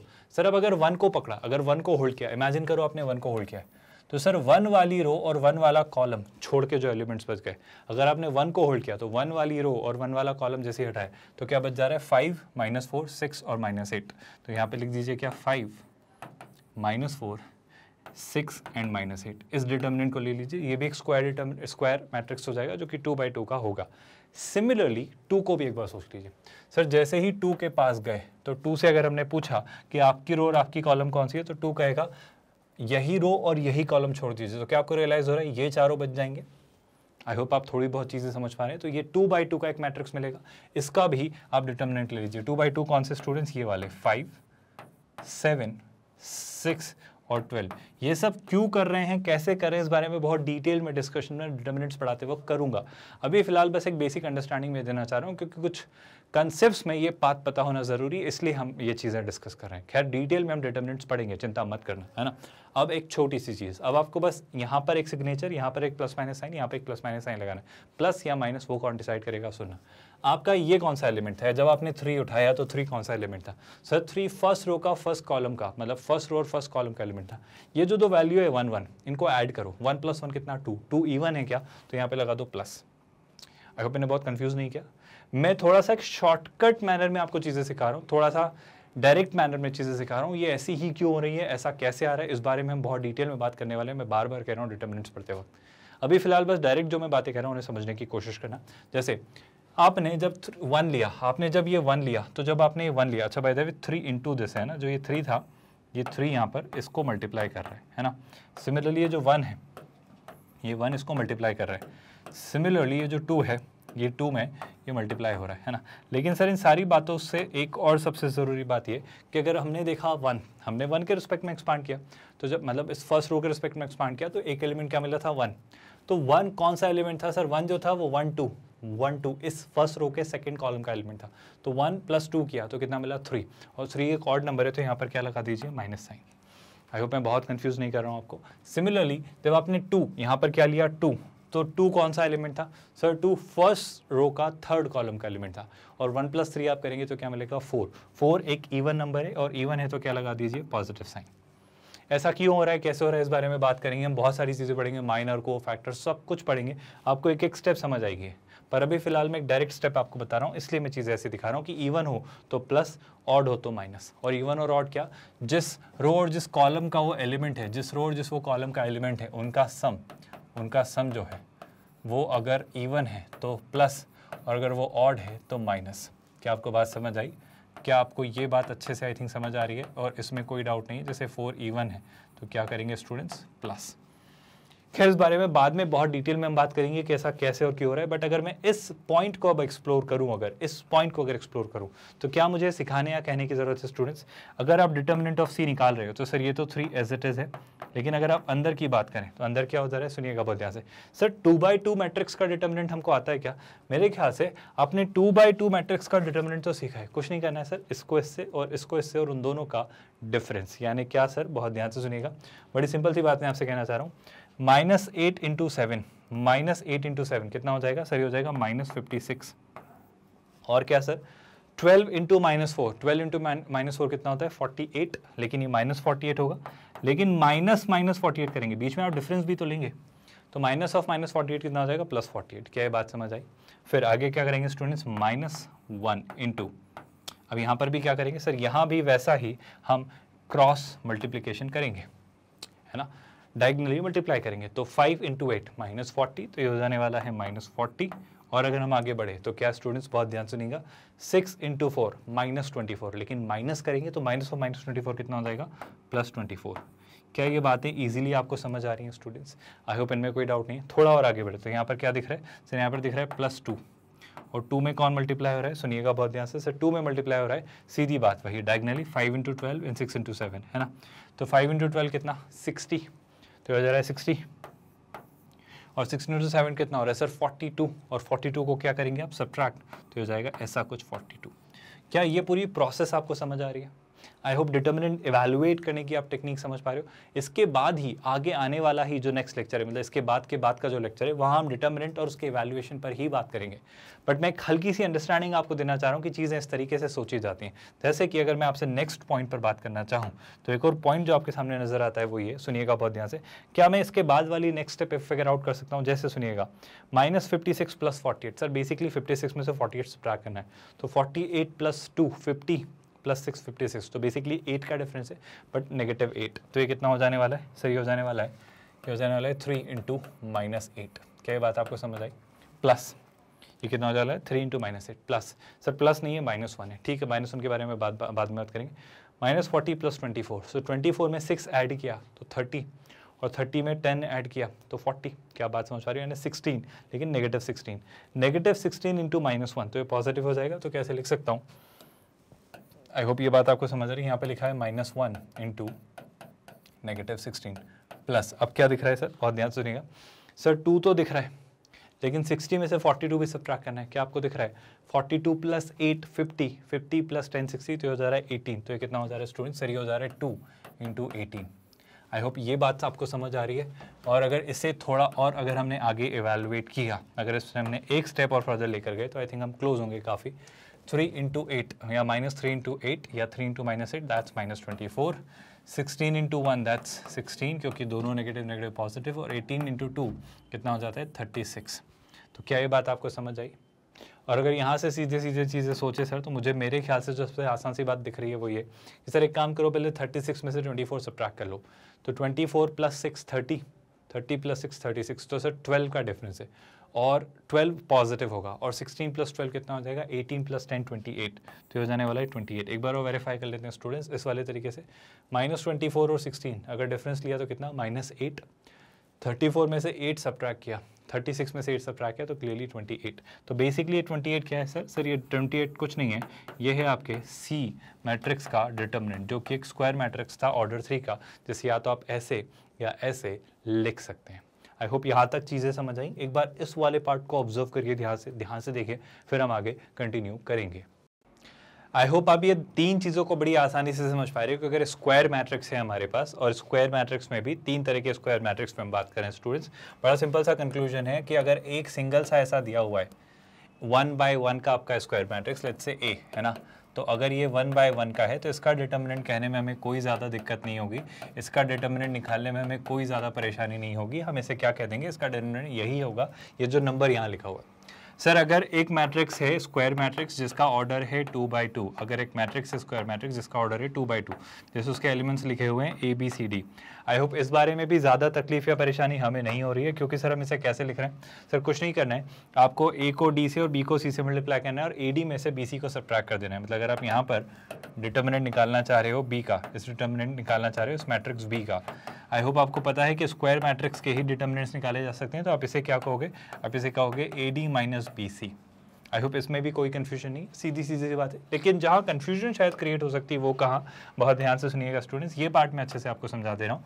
जैसे सर मान लेते हैं एक 3 बाई 3 है ना, एक 3 बाई 3 का आपका मैट्रिक्स है जिसमें एलिमेंट्स है सर ABC है ना, फिर लिखे हुए लेट्स से DEF, फिर लिखे हुए हैं लेट्स से GHI है ना, ये आपके एलिमेंट्स हैं। और आपसे पूछा जाए अगर कि सर डिटर्मिनेंट C निकालिए है ना, जिसे आप कहते हो या तो ऐसा, तो आपके पास पहले तो ये वजह होनी चाहिए कि सर किस रो या किस कॉलम, कोई भी एक रो कोई भी एक कॉलम चुना जा सकता है आपके कन्वीनियंस के अकॉर्डिंग। फॉर एग्जाम्पल मान लो मैं कौन सा चुन लेता हूँ? सर मैं चुन लेता हूँ लेट्स से फर्स्ट कॉलम, अब कुछ भी चुन सकते हो आपके कन्वीनियंस से। लेट्स से हम फर्स्ट कॉलम के रिस्पेक्ट में एक्सपांड करें, तो कैसे करेंगे वो सुनिएगा। पहले आप लिख लीजिए A, फर्स्ट कॉलम के एलिमेंट्स लिख लीजिए, तो पहले आप लिखेंगे A, फिर फर्स्ट कॉलम का अगला एलिमेंट है D, तो आप उसे लिख लीजिए, और उसके बाद अगला एलिमेंट है G, तो आप उसे लिख लीजिए। ये तरीका मैं स्टैंडर्ड मैनर आपको सिखाऊंगा, बट फिलहाल अभी ये टेक्निक सीख लीजिए, एक शॉर्टकट में डायरेक्ट अप्रोच में आपको बता रहा हूँ कि ऐसा आप कर सकते हो। कैसे हो रहा है, क्यों हो रहा है, इस पर हम डिटेल में बात करेंगे जब हम डिटर्मिनेंट्स पढ़ेंगे। सर जब A को कंसिडर किया तो बताओ A के पास कौन सी रो है? सर A इस रो और इस कॉलम में, तो A की कॉलम और अगर A की रो हटाई, तो आई होप आप बात समझ पा रहे हो, ये 4 एलिमेंट्स बच जा रहे हैं, तो इन 4 एलिमेंट्स का आप डिटर्मिनेंट ले लीजिए। तो ये क्या हो जाने वाला है? तो ये हो जाने वाला है EF, और क्या हो जाने वाला है? H और I है ना। सिमिलरली अब D से मल्टीप्लाई करेंगे किसको? सर D वाला रो और D वाला कॉलम।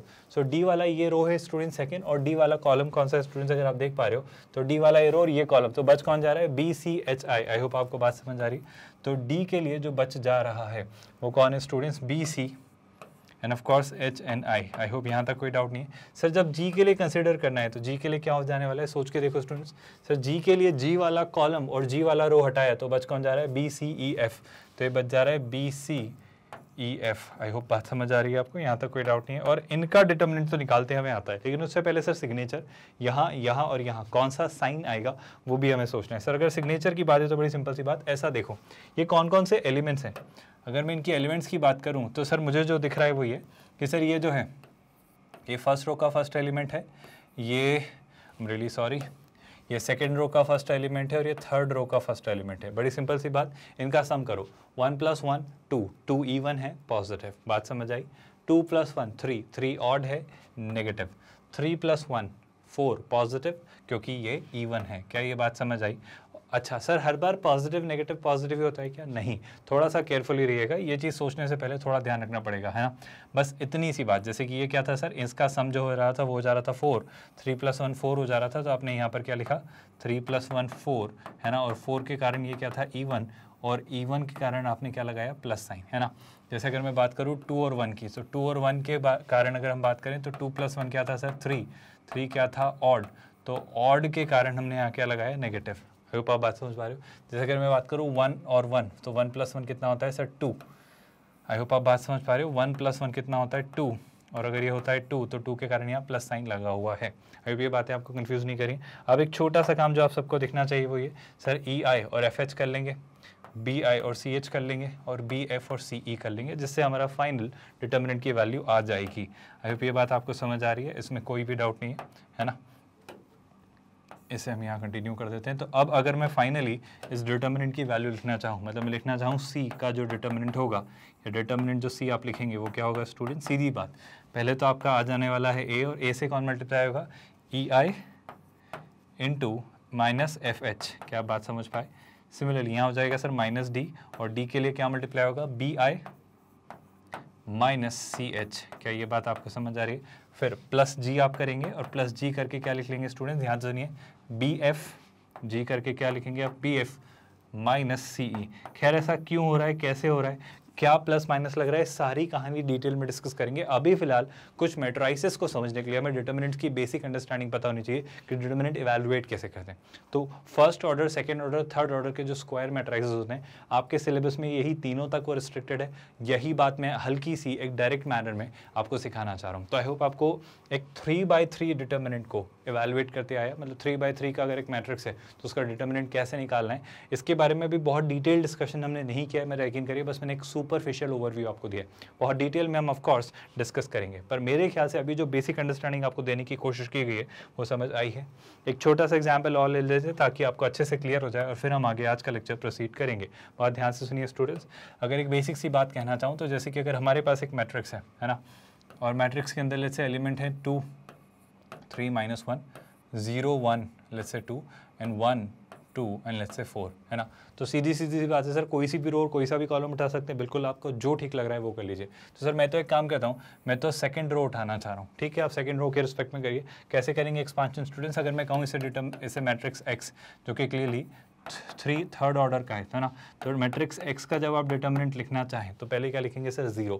अब आप लिखेंगे 0 इंटू एनीथिंग, तो कहना है इसे वो एनीथिंग मैटर ही नहीं करता है, तो एनीथिंग फिगर आउट करने की जरूरत ही नहीं है। फिर भी अगर आप समझना चाहें कि 0 के लिए क्या था, तो 0 के लिए क्या आता है स्टूडेंट, 0 वाली रो हटा दीजिए, 0 वाला कॉलम हटा दीजिए, तो कौन कौन से एलिमेंट्स बच गए 3 4 एंड 2 एंड -1। तो आप क्या लिखोगे 3 -1 2 एंड 4, है ना। खैर कोई फर्क नहीं पड़ता स्टूडेंट्स इस बात से। अच्छा ये एलिमेंट कौन सा है, ये एलिमेंट है सर सेकंड रो का फर्स्ट एलिमेंट। ये एलिमेंट कौन सा है सर, सेकंड रो का फर्स्ट एलिमेंट। तो 2 + 1 3, 3 ऑड है तो इसके आगे क्या आता है नेगेटिव। खैर इस बात से कोई फर्क ही नहीं पड़ता है, क्योंकि ये पूरा 0 इंटू एनीथिंग विल बी 0, तो ये पूरा एक्सप्रेशन 0 हो जाएगा। तो 0 देखते ही हम सोच लेंगे कि कुछ सोचने की जरूरत ही नहीं। और आई होप आपको रियलाइज हो रहा है कि मैंने सेकंड रो या फर्स्ट कॉलम को क्यों चुना होगा एक्सपांशन के लिए, क्योंकि 0 के आने की वजह से हमारी थोड़ी कैलकुलेशन तो ऑफकोर्स बच जाएगी। अच्छा अब 0 के बाद अगला टर्म क्या होगा 1, तो अगला टर्म क्या लिखा 1। अच्छा अगर मैं 1 के साइन की बात करूँ तो 1 कौन सा एलिमेंट है सर, सेकंड रो का सेकंड एलिमेंट, यानी 2 + 2 4, 4 क्या है इवन, इवन यानी क्या स्टूडेंट्स प्लस साइन। अच्छा 1 के साथ क्या मल्टीप्लाई होगा सर 1 के साथ जब आप मल्टीप्लाई करोगे तो 1 वाला रो और 1 वाला कॉलम भूल जाइए। जैसे आप 1 वाला रो और 1 वाला कॉलम भूलते हैं तो 2 4 1 एंड -1, तो क्या बन जाएगा स्टूडेंट्स 2 -1 और क्या 1 एंड 4, ये इस तरीके से चीज़ें बचेंगी। ऑफ कोर्स सर अब एक और एलिमेंट कंसिडर करना है, वो क्या है 2। 2 कौन सा एलिमेंट है सर, 2 है सेकंड रो का थर्ड एलिमेंट, यानी 2 3 है ना, सेकंड रो का थर्ड एलिमेंट। तो 2 + 3 कितना 5, 5 यानी ऑड, तो यहाँ पे क्या जाने वाला है नेगेटिव साइन, इसके साथ क्या आएगा ये 2, और इसके लिए अब अगर आप कंसिडर करें तो सर 2 वाला कॉलम और 2 वाली रो हटाई, तो ये हटाए तो क्या बच रहा है 2 3 1 2, तो यहाँ पर क्या बच जाने वाला है सर, यहाँ पर बच जाने वाला है 2 3 1 2। क्या इतना पार्ट आपको इजीली समझ आया स्टूडेंट्स? आई होप इसमें कोई भी डाउट या क्वेरी नहीं है किसी भी स्टूडेंट को। और अब क्या करेंगे, मेरे ख्याल से सर अब तो क्वेश्चन आसान है, ये तो हमें आता है, कैसे सोचेंगे। पहली बात तो ये पूरा एक्सप्रेशन 0 हो जा रहा है तो उसको लिखने की जरूरत नहीं है। तो x का जो डिटर्मिनेंट आ रहा है, x का जो डिटर्मिनेंट आपने निकाला है वो क्या आने वाला है स्टूडेंट, सोच के देखिए। ये पूरा एक्सप्रेशन हो जाता है 0 प्लस 4 × 2 8 है ना, तो 1 तो है, 1 लिखने की जरूरत नहीं है, तो यहाँ पे क्या दिख रहा है सर 8 है ना, माइनस -1, आप समझ पा रहे हो, 1 × 1, 1 × -1 -1, और माइनस करते हैं क्योंकि सब्ट्रैक्ट करते हैं तो -1 यानी +1, तो ये जाने वाला है 8 + 1। क्या ये बात आपको समझ आई? बड़ी सिंपल सी बात, 4 × 2 8, 1 × -1 -1, और माइनस ऑफ -1 विल बी +1। फिर क्या दिख रहा है स्टूडेंट्स, -2, बहुत ध्यान सुनिएगा। 2 × 2 क्या लिखेंगे स्टूडेंट्स, 2 × 2 हम इसे लिखेंगे 2 × 2 कितना 4। फिर क्या लिखेंगे 1 × 3 दैट विल बी -3। तो आई थिंक चीज़ें ऐसी हैं, सिंपल सी हैं, कुछ डिफिकल्टी नहीं। और अगर अब मैं फाइनली लिखना चाहूँ कि सर x का डिटर्मिनेंट कितना होगा, तो आप क्या लिखेंगे सर, 0 तो एज इट इज़ रहने वाला है, प्लस 8 + 1 कितना हो जाने वाला है सर, ये हो जाने वाला है 9, 4 - 3 हो जाता है 1, और 1 में से 2 सब्ट्रैक्ट किया तो 1 × 2 किया तो 2, और 9 में से 2 सब्ट्रैक्ट किया तो 7। तो सर बेसिकली ये जो आपका मैट्रिक्स x था, जो कि 3/3 का स्क्वायर मैट्रिक्स था, इसका अगर आपसे कोई डिटर्मिनेंट पूछता है, जैसे आप या तो ऐसा लिखते हैं या फिर ऐसा लिखते हैं, जैसे आप कितना बोलेंगे सर, इसकी वैल्यू है 7। क्या आपको ये बात समझ आ रही है? ये हमेशा एक स्केलर क्वांटिटी होगी स्टूडेंट्स, किसी भी मतलब स्क्वायर मैट्रिक्स का जो डिटर्मिनेंट होगा वो हमेशा एक स्केलर क्वांटिटी होगी। आई होप आपको ये बात, बेसिक सी बात समझ आई।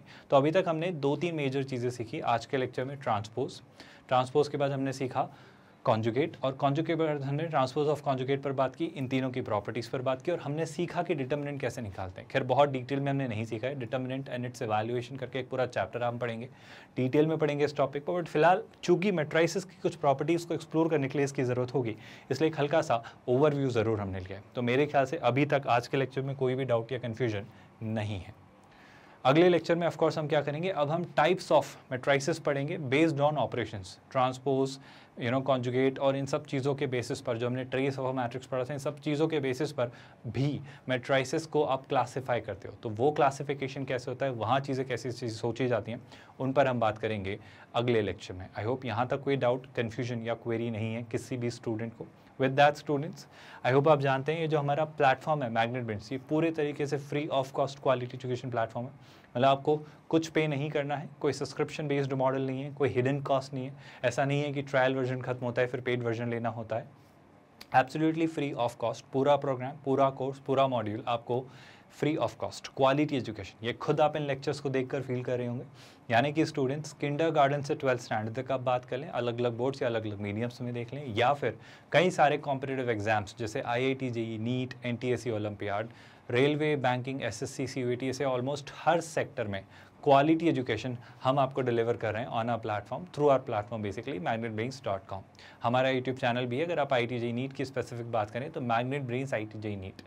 आई होप यहाँ से दोनों जगह से आप हमारे एप्लीकेशन के थ्रू हमारे पूरे प्लेटफॉर्म को एक्सेस कर सकते हैं एट एब्सोल्युटली नो कॉस्ट। आपको बस वेबसाइट पर जाना है या एप्लीकेशन पर चले जाना है, या यूट्यूब चैनल पर भी प्लेलिस्ट में चीज़ें प्रॉपर्ली अरेंज्ड हैं। अगर आप मान लेते हैं IIT JEE के एस्पिरेंट्स हैं तो आप IIT JEE पर क्लिक करेंगे। आपको जो भी सब्जेक्ट पढ़ना है, जिस भी स्टैंडर्ड में पढ़ना है, 11th standard, 12th standard, physics, chemistry, maths, या फिर अगर आप देखना चाहें तो आपके फाउंडेशन लेक्चर्स जो भी आप पढ़ना चाहें, आप जैसे अगर मान लेते हैं 11th स्टैंडर्ड या लेट्स से 12th स्टैंडर्ड के स्टूडेंट हैं जो मैथ्स पढ़ना चाह रहे हैं, तो आप क्या करेंगे, यहाँ 12th पर वॉच नाउ पर क्लिक करेंगे। आपको पूरा 12th का सेक्शन यहाँ प्रॉपरली ऑर्गेनाइज्ड मैनर में एक्सेसिबल होगा, है ना। यहाँ पर आपके सारे लेक्चर्स चैप्टर वाइज रखे होंगे, DPP रखे होंगे, उनके सोल्यूशन सब कुछ आपको यहाँ मिलेगा। इंडिया के टॉप टीचर्स आपको स्टूडेंट्स ये सारी चीज़ें डिलीवर करने का अश्योरेंस या प्रॉमिस करते हैं। एंड ऑफ कोर्स स्टूडेंट्स, अगर आप यहाँ क्लिक करेंगे तो ये रहा हमारा एंड्रॉयड एप्लीकेशन का लिंक, और सिमिलरली यहाँ पर आपको मिल जाएगा हमारे यूट्यूब चैनल का लिंक, है ना, Magnet Brains IIT JEE NEET. And of course यहाँ पर आप क्लिक करके हमें अपने डाउट्स फॉरवर्ड कर सकते हैं। आपके डाउट्स हम 24 आवर्स में रिजॉल्व करने का अश्योरेंस देते हैं। ना सिर्फ ये स्टूडेंट्स, जो भी लेक्चर आपको देखना है आप क्या करेंगे, उस पर वॉच नाउ पर क्लिक करेंगे। जो भी चैप्टर देखना है वो एक्सपांड करिए, उसका जो भी लेक्चर देखना है वॉच नाउ पर क्लिक करिए। यहीं पर बफर फ्री मोड में फुल स्क्रीन पर आप पूरा लेक्चर एंजॉय कर सकते हैं। आसानी से पूरा लेक्चर आपके सामने होगा ओपन, और आप उसे इजीली एक्सेस कर पाएंगे। तो अगर इन वीडियोस से अगर आपको हेल्प मिल रही है स्टूडेंट्स, आप काफ़ी कुछ सीख रहे हैं, तो इन वीडियोस को लाइक ज़रूर करिए। And the most crucial part students, channel को सब्सक्राइब करने से फ़ायदा ये होगा कि कोई भी नया अपडेट या वीडियो आपका मिस नहीं होगा। And yes of course, channel को ज़्यादा से ज़्यादा लोगों से शेयर करने की रिक्वेस्ट सिर्फ इसीलिए है क्योंकि एक free of cost quality education platform जो कई सारे स्टूडेंट्स की लाइफ को ट्रांसफॉर्म कर सकता है, तो हम चाहते हैं हर एक स्टूडेंट इससे बेनिफिट हो। तो कोशिश करिए कि आप भी ज़्यादा से ज़्यादा लोगों से इसे शेयर करें ताकि हर एक शख्स इससे अवेल कर पाए। With that we are calling it a day. ख्याल रखिए अपना। Thank you so much.